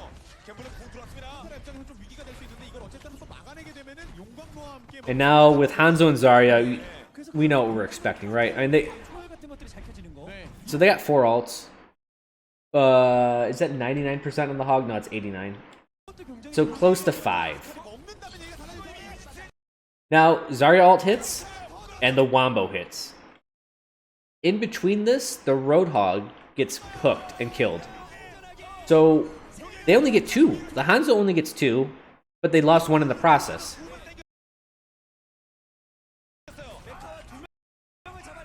As it goes on,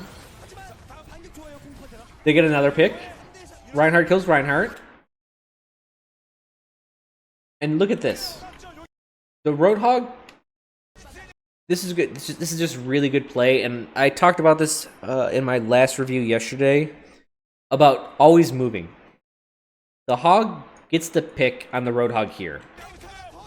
He doesn't even bother with anyone else. Oh, wait, no, he ults. Oh, he does ult. He ults and he pushes everyone out. After that, he pushes out and he starts attacking them on the flank. He gets a hook, which gets another pick.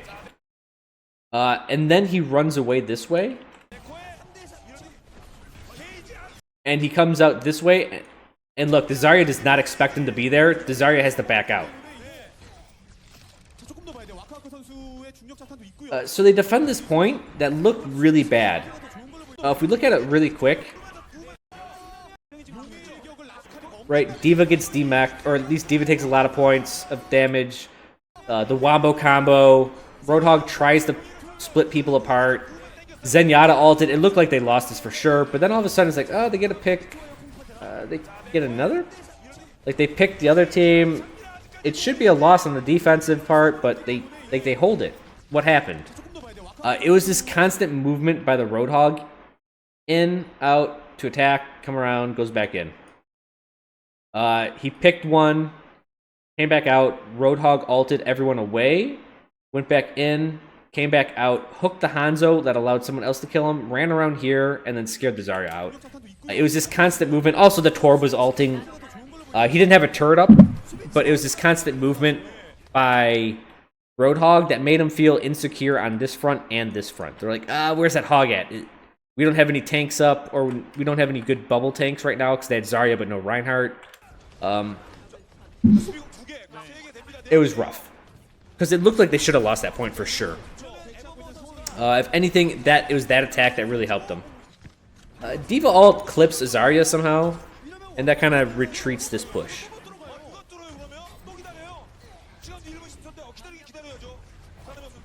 차라리 아까 전에 LW블루 쪽에서 그 중력 자탄 용의 격 연계 이후에 그냥 야누스도 궁극기 쓰고 대지분 쓰고 그냥 다 같이 쓰고 들어가는 게 좀 더 좋지 않을까라는 Yeah, that Zarya ult was actually, or that Diva ult was really important. It picked the Zarya, and it allowed time for KongDoo to get all their reinforcements back to the point.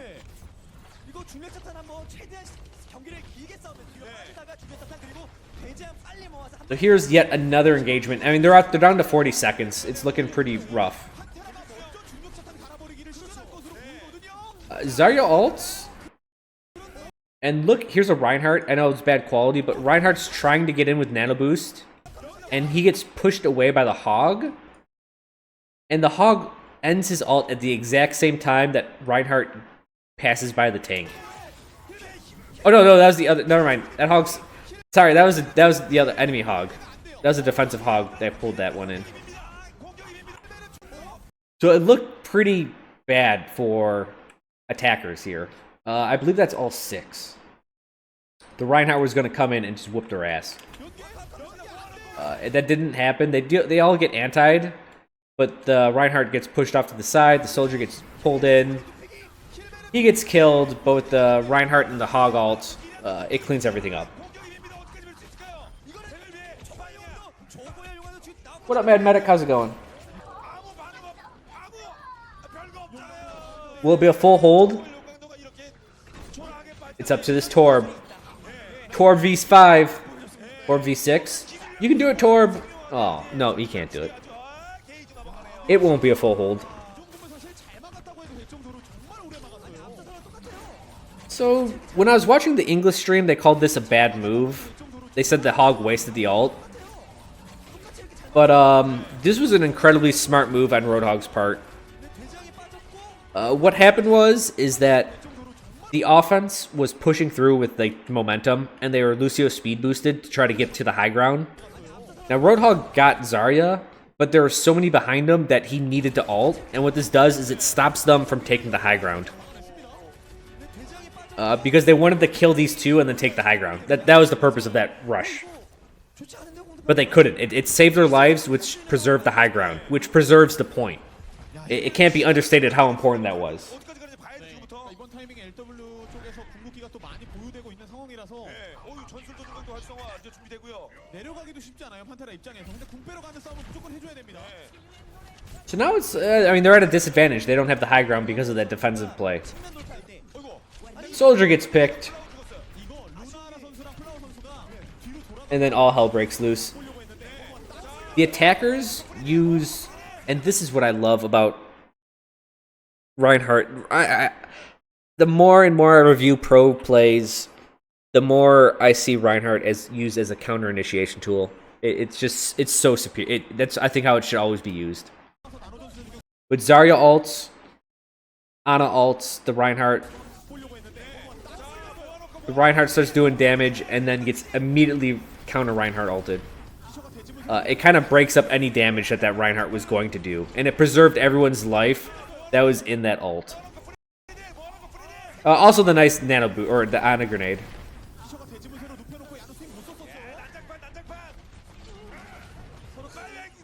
But things are looking iffy, and so he just jumps above the shield, gets a couple kills, runs past the shield, and kills him himself. Like, it was a good play by Ana and Soldier, but this play, I really, like, appreciate this Reinhardt's effort here. I mean, look, it's a Lucio ult, Zarya ult, Ana ult, and they defended it with what? At this point, nothing. They get one kill, but they get one pick instead, and then they have to double ult to get out of this. But, I mean, before that point, it was quite even. So to defend 3 ults with none, well, defend 3 ults with 1, a very good trade. And that's the advantage of using Reinhardt to counter ult.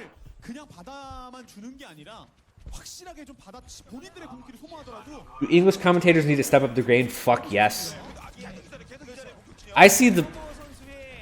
I'm a pretty humble person, and saying that, I realize I'm not allowed to say that because I'm not humble anymore, because I've declared that I'm the humblest. But the English casters will straight out say, they're like, that was the stupidest Reinhardt ult I've ever seen. And then the Reinhardt will get 3 kills, and he's like, well, I guess I was wrong. It's like, what? Don't fucking lead off with something like that extreme. They say some stuff that I don't like. Timing's overrated. So here's an odd decision. So they are doing a slow Reinhardt flank up this way. Reinhardt flanks, whenever you hear it, slow. That's what you should say. It's slow. What's the time? Is it worth it? A minute left? Ugh. Probably not worth it. And also, because it is slow, look at this shit. You see the Reinhardt right here? The defensive one? Look at him. Look at this sneaky son of a bitch. He's crouching behind. So, the Hog that you just saw the outline just dropped. Let's see if you can see this. There's the Hog. He's going to drop, and he's going to kind of go into the basement.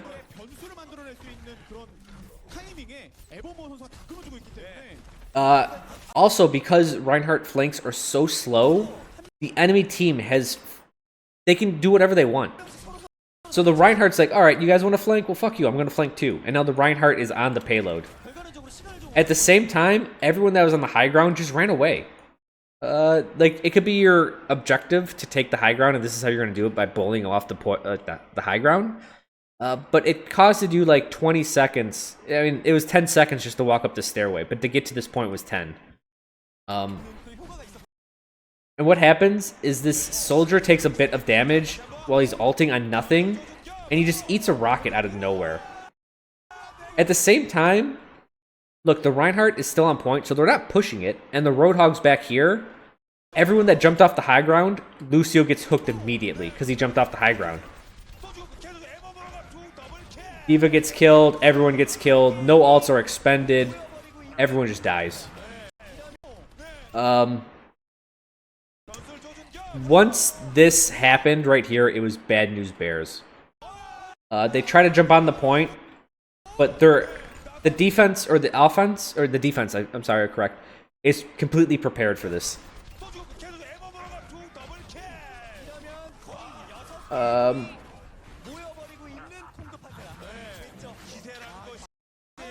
So they speed boost to get this last pick, which is quite smart. But if we could look at this from above, I think I can hit K. Yeah. So let's draw this point. So there's the stairs there. There's the stairs there. Goes over to the high ground, and here's the castle. The payload was right here.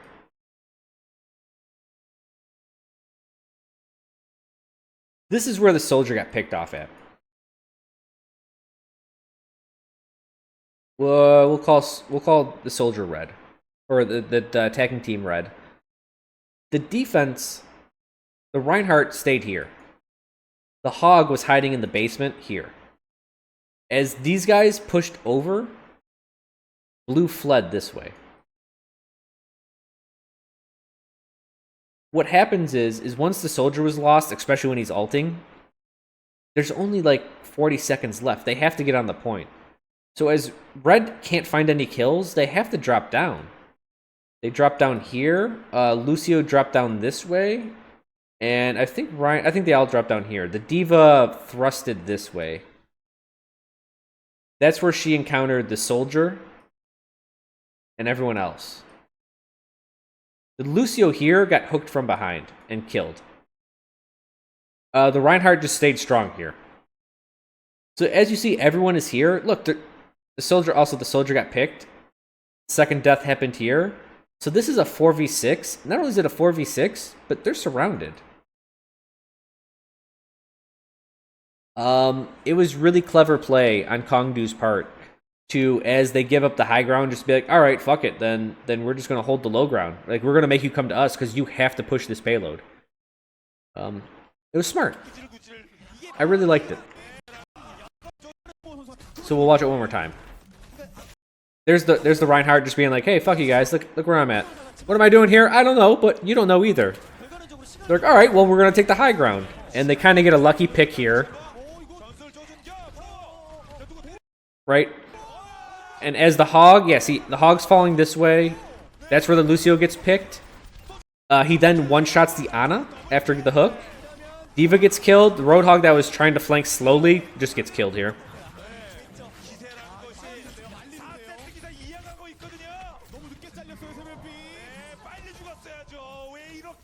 Yeah, attackers have to attack, Mad Medic. That's fucking true.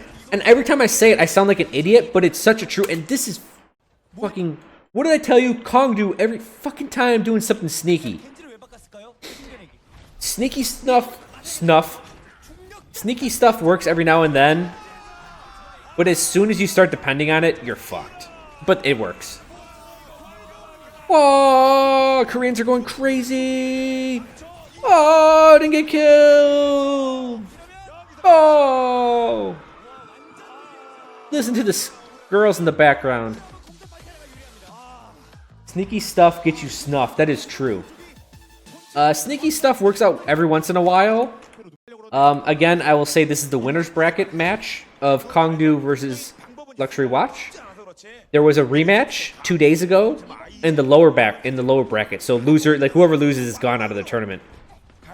I will happily say KongDoo got caught doing sneaky stuff a couple times and it lost them the series. 확실한 표정 차이죠. 1, 2경기는 세벨베 선수가 로도그를 에버모 선수보다 솔직히 더 잘했어요. 다 땡겼는데. 훨씬 잘했는데. What are we doing watching this? I'm looking at chat, that's what's happening. So Pao, what do we see? A very unique... So let's just look at this team first. 3 tanks, 3-2-1. With a Pharah. That's cool. 3 tanks are strong. I like the Pharah on this map because of the height advantage. You can go over a couple houses a couple different ways. Also, they're running a Symmetra, which is really... Pharah is good against Symmetra to clear out the turrets. LuxuryWatch, though... Mei Symmetra, to me, does not... It doesn't resonate with a strong defense. I can't tell you why. Like, I just don't know why. It just doesn't feel strong. Like, it's cool if you can wall someone off and they're stuck getting Symmetra hit. But it just seems weak. And you're dropping it for a support.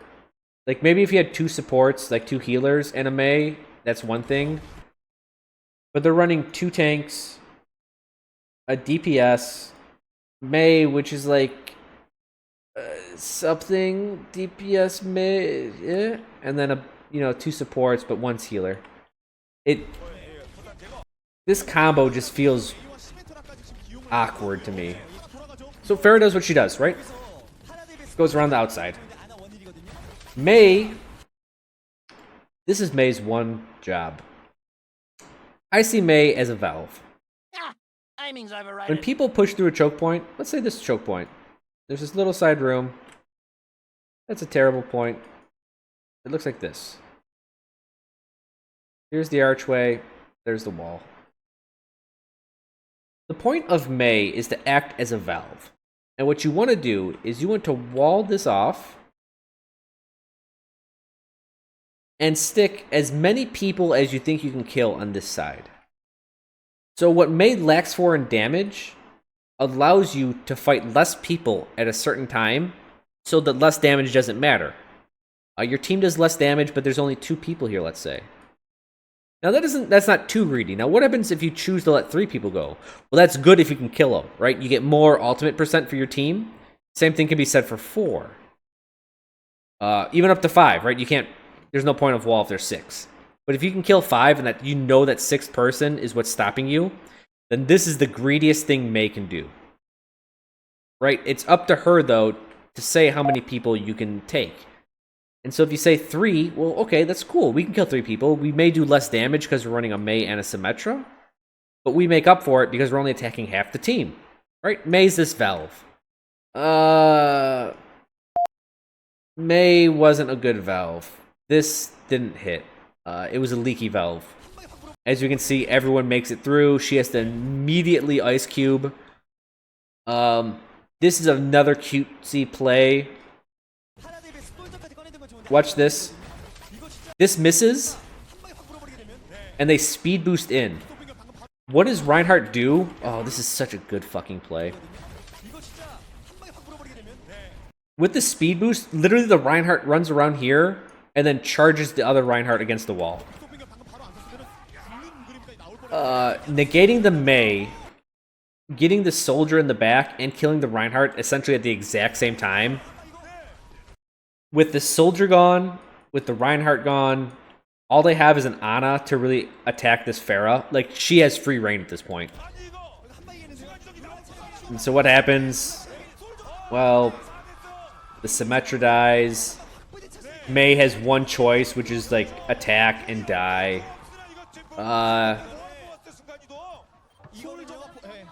Everything, it all fell apart. It crumbled. If you're relying on less damage and like you're relying on the Mei to like cover up how many people can come in at one time to split the groups, and she doesn't do her job, what happens is it's a 6v6 while you just have less damage. Not only do you have less damage, but you're running a builder, which is less damage usually, and you're running a Mei that didn't do her job. So it's just, you were weak to begin with because you ran the Mei. You're focusing on splitting the team, and you also ran a second builder, which made your team even weaker. It was just a critical failure.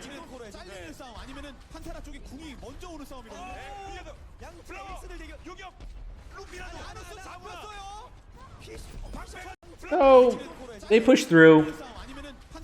Pharah against Pharah, these are always cool to watch. Pharah lands and dies. Expected. But Zarya gets her, and now it's kind of like a mad scramble for the point. The Roadhog is attempting to keep people up top, which I would say is a bit greedy. That was a bit greedy of an ult. Again, here is Reinhardt using his ult as a counter to the soldier that's ulting, but he misses the charge. The Mercy is just trying her goddamn best to stay alive. She's alive, she made it. Oh no. But the defense has a lot of meat, and since their Pharah died first, the Pharah was doing some good deeps. But this Roadhog just puts her in the ground again.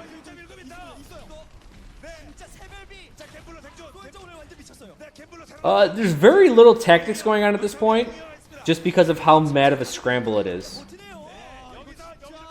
And LuxuryWatch is just doing whatever they can to get the Mercy back for the Resurrection to stabilize.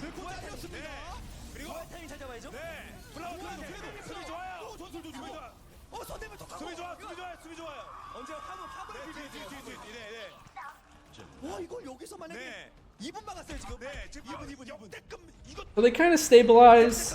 The soldier is dealing with that tracer, but that's about it. At this point, I would consider this a new attack. Tracer is trying to clear the high ground. Oh, this is so meaty. It gets eaten. Man, that would have been a delicious kill. Roadhog jumps off, tries to hook the Pharah. And notice how this Pharah, this is the defending Pharah. This is a defensive Pharah. A DPH. And this Hog, just like on Dorado, is just, no one else is paying attention to her. He's like, this is my job. Right? Because he's not going to say, it's not Lucio's job, it's not Zarya's job, it's not Tracer's job. No, no, no. He's like, it is my job to just make this fucking bitch pay. And so there he is. Oh, and he just shoots her right in the face. After that pick, as that happened, the defense has to jump on the point. They were waiting for that. He walks through the shield. Reinhardt ults. This kills the back line while they kill the front line.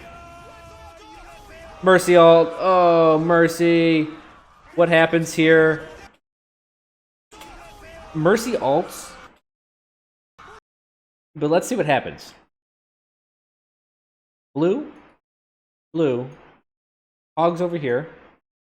Red, red, red. Red.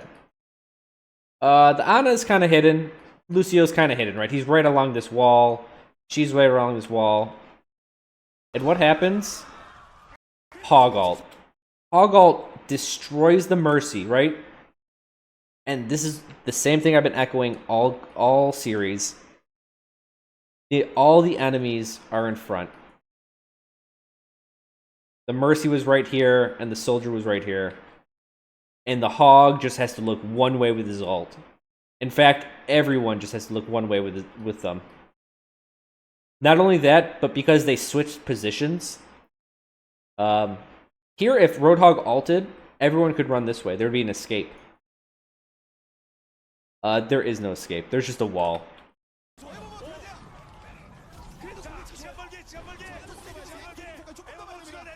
Now they break through the formation, try to get the Hog, but couldn't. They're at a numbers deficit at this point. That Hog getting 2 people and then putting everyone else in the corner was really smart. At this point, it's a reverse sweep. KongDoo did it. They came back 0-2 to beat them 3-2.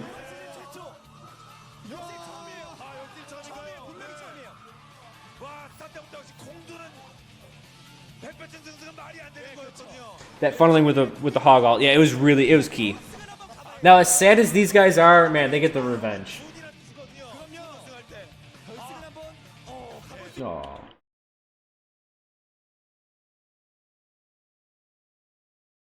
Aww. Don't worry, guys, you get him back. 그 마지막 싸움 몇 번이 한 두세 번의 한타에서 야누스가 자꾸 먼저 죽어요. 계속 힐벤을 맞고 체력 관리가 안 되고 It happens. 먼저 죽으니까 에버모어가 판을 칠 수밖에 없는 상황이 만들어지고 야 이거 진짜 그 마지막에 그냥 게임이 끝나야 돼. Don't worry, they get their revenge. Trust me, they get their revenge. 뭔가 버티게 나왔었거든요. So when I look at this entire game, it was actually really difficult to figure out what was going on, what caused the turnaround. And watching the second game series of these two guys, it really, what I see is a huge reliance on Evermore. KongDoo, as a team, they like to dive a lot, but they also run Roadhog a lot. And Evermore is very skilled. He's really good at getting a pick. And what that screams to me is when you run dive and pick comps, is that they really want the one-man advantage into a snowball. And also they use they use sneaky stuff, but way too much. Way too much. What happens in the rematch is that LuxuryWatch, first of all, they check their corners every single time. And they call KongDoo shit. And they get caught off a couple times, and they lose a couple games because of it. The other thing they do is they shut Evermore down. He's a really good guy, Evermore. He's extremely skilled. You know, there's a reason why he was the only guy to get 5,000 on the ladder. And he plays Roadhog, which is it's always going to be a good class no matter what. The problem is the dependency on him. It goes to show you that, you know, you can be a one-trick and make it all the way to pro play and make a lot of money off of it. It's tremendous individual skill. He plays other classes, but he's definitely signature is his hog, and that's when they do the most work, is when these picks happen. I don't have much to say on why LuxuryWatch lost. They get caught off by a couple tricks, and I think that's what made them whoop their ass in the rematch. And that's why they're so careful on checking all their corners. It's because they got bitten, I think, 4 or 5 times during this entire series with sneaky shit. I mean, both teams are very good. They're both skilled. They both have really good tactics. I like what they're doing. I don't mind shady or sneaky stuff ran every now and then, but KongDoo is approaching to the point where they're doing it too often. They're doing it like once a map.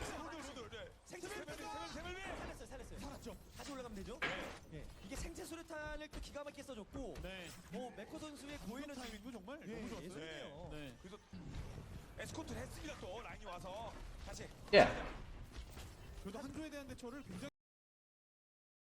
Drix, you say Koreans are the best at video games. I don't know why. I wouldn't say they're best at video games. I mean, they're good. They're no good. They're not no good, sorry. They're really good, but they're not good for no reason. My individual opinion is that the Koreans, one, they have a strict schedule. They're a lot more serious about the game than other people. 2, they have an established system, meaning... Oh, first of all, they have an established system, and they respect that system. North Americans and Europeans usually don't have analysts or trainers or stuff like that. And even if they did have coaches and whatnot, they're usually... It feels like they're not respected. No one really talks about coaches in NA and EU. They're just like, oh yeah, you got a coach, he's alright. In Korea, it seems like they got a coach and they look up to that guy. Like, he's a very serious part of the team. It's just individual skills high. Teamwork skill is amazingly high. Their analytics, they're smart. Like, it's because they respect the system. Yeah, and overall, Koreans esports are just taken way more seriously. Oh, and also LuxuryWatch. I didn't mention this before. I have this in my notes. What makes me see them, and I rate them a higher skill than KongDoo, is that does anyone play the game Go? Or Eagle, if you talk about it in Japanese, like how it's pronounced there. Go is a really cool game, and it's made with it's like black and white stones, and your object is to like surround a stone, and this is captured. But you can't suicide, so like if someone tries to surround this stone with like red, They can't like put it there unless they go here, but this is called a koi or something. I forget what it's called. But the thing is like, what LuxuryWatch does is they create life. And to create life, I'll just say like, if you have 2 eyes, like if this doesn't exist, you can't kill this formation because they would consider this formation as 1. And so if you put one here, it's suicide, right? So you can't put it there. But if you put it here, it's suicide. Well, so you can't, like this shape is just alive. You can't do anything against it, even if you surrounded it completely. Like here to here, here to here. I played this when I was in Japan a bit. LuxuryWatch has a really good ability to create life. They would call this an eye, and they call it creating life, where they shouldn't be able to. They do this multiple times, where they'll flank, and then they'll lose like 2 guys, and they're like, all right, we're just going to set up a defense here, and you can't kill us. And then while they're busy attacking here, all of a sudden they'll just attack here with the reinforcements that come over here, and they'll win. The board game, yeah.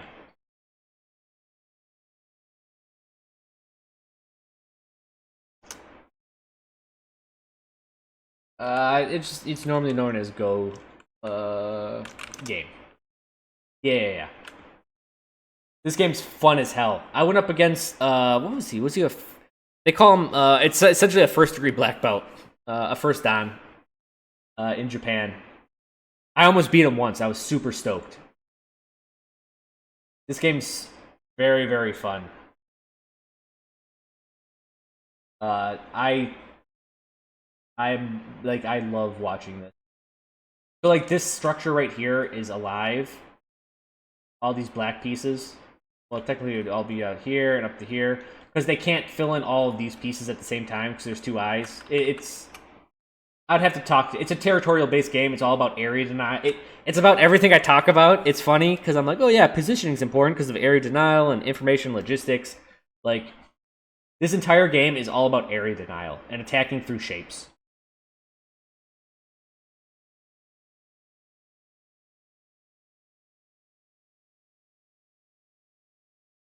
Hikaru no Go? Oh, you talking about the anime? Oh, you fucking nerds.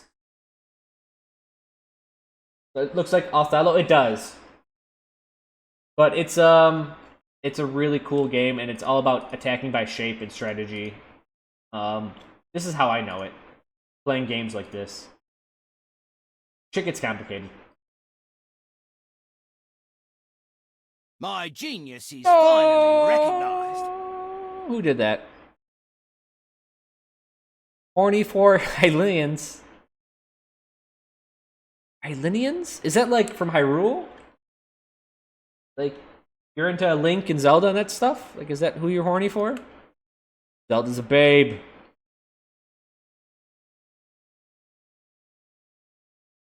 But thank you for the subscription. Like the people of Hyrule. I knew it. I called it. Good job, man. You like the Gorgons? Is that what kind of guy you are?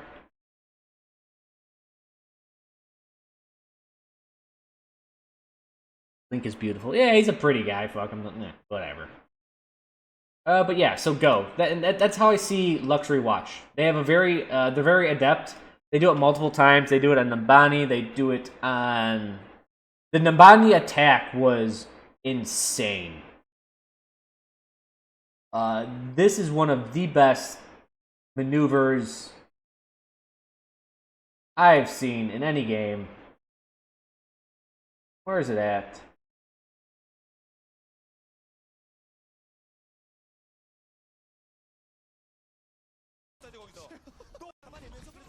This right here, this series of maneuvers is probably one of the best maneuvers I've seen in any game. The soldier just stays alive, right? He's just finding life behind enemy lines. Technically, it's behind his own lines. But the entire team comes up. There's now 4 people on here. There is no one on the point. There's someone dead, and Winston is coming from spawn. What do? They just wait. They're like, hey, we'll wait. You know, we got time. Or we don't got time. Everyone. The Winston jumps out. All 4 jump out. Also, they bought a lot of time for this Genji to come back, so he's closer than he should be.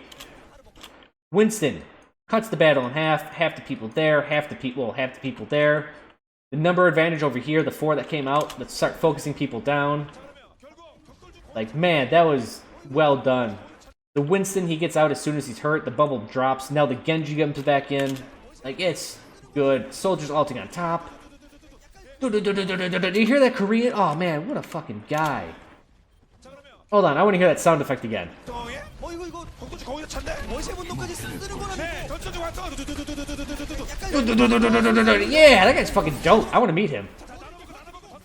I want to meet that man. But yeah, LuxuryWatch, extremely skilled.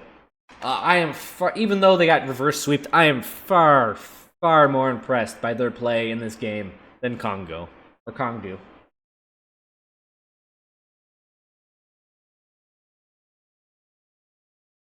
Just My genius is finally recognized. Barlius, sup? What do you think of the new Junkrat change that lets him use close range bombs and take no damage? It's amazing. Also, thanks for the resub, man. Thanks for the 2 months of support. Junkrat's change is fun as hell. I've already used it multiple times. It's great. It really is great.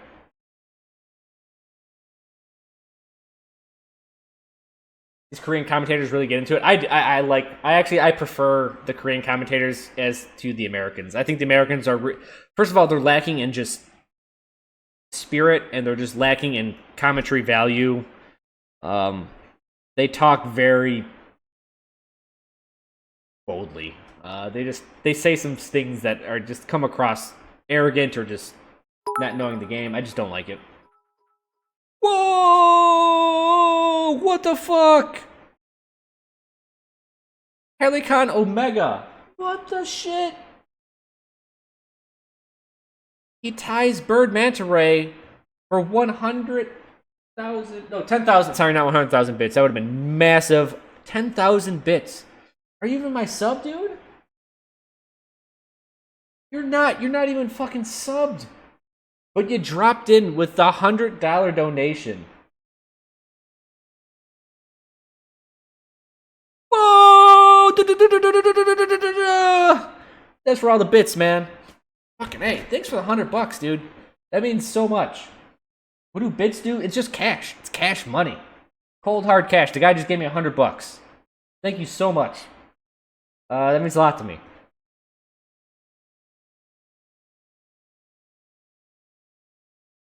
Yeah, dude, you're not even sub. Fucking A. Thanks for the support.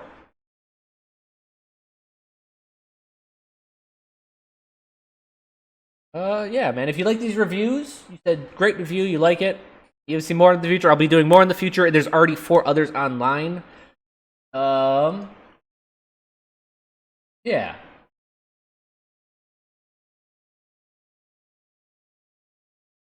No, YouTube. We go pro like Chro. I'll just show you guys. If you go to educational, for the critique. Here's all my reviews. And here's some of in-depth reviews about tactics and whatnot. Yeah. So on my YouTube, I always keep everything here. Here's a lot of viewer reviews if you just like the way I critique. I critique a lot of people. I got a lot more in chat, so I'll be doing a bit more of those. Full-length games, point defense examples. You know, I try to keep a lot of this educational. This is educational, point defense examples. I usually specify in, like, hopefully this says tactical defensive how to run a point 2. It's not fancy nor exciting, but it gets the job done. Yeah, stuff like this. I'll just say why I defended a point the way I did it. So yeah, I have a lot of educational stuff on there.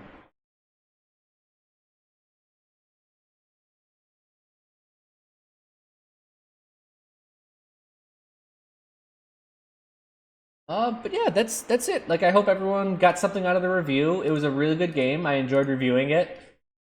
I have hope for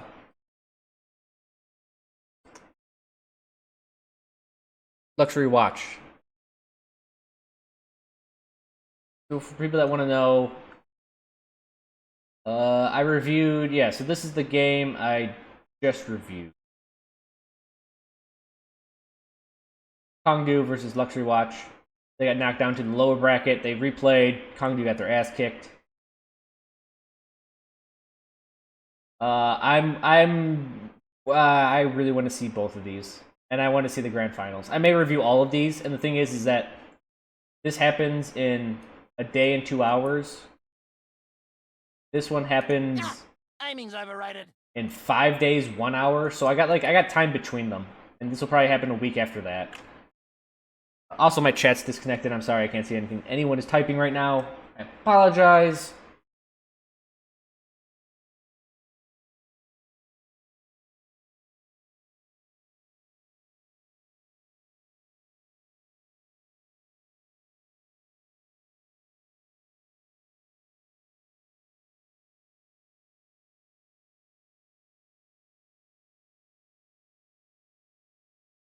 Yeah. That's it. That's all I got. My chat's still disconnected. I apologize. I still can't see everyone. And that'll be it for tonight's stream. I did have a request to do some chiptune on the way out. Let me find a good chiptune song for you guys.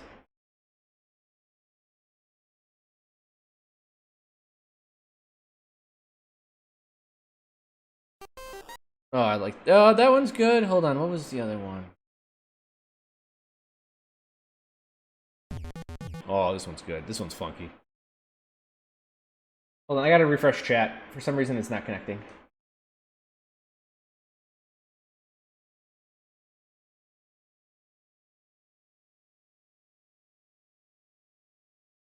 Alright, I think I can see chat. Test. Alright, there's chat.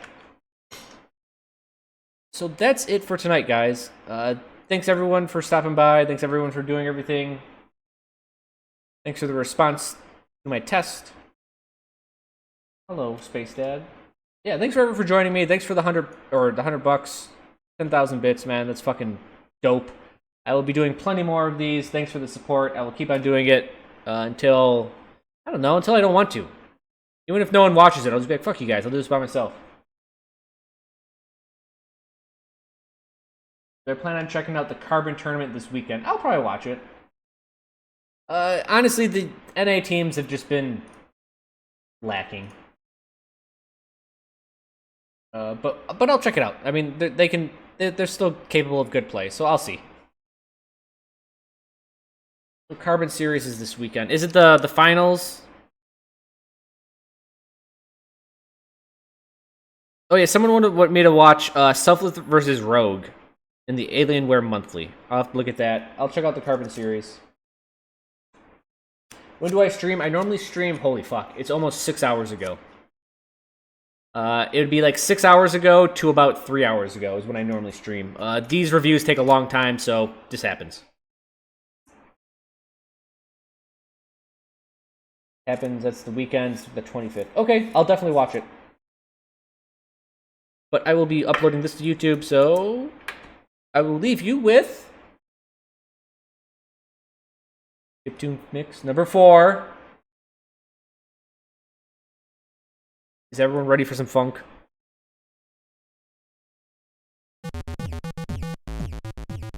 Yeah. Yeah.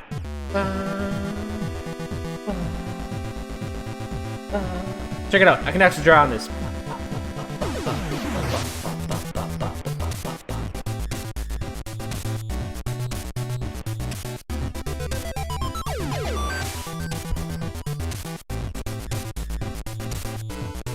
So yeah, guys. See you guys tomorrow.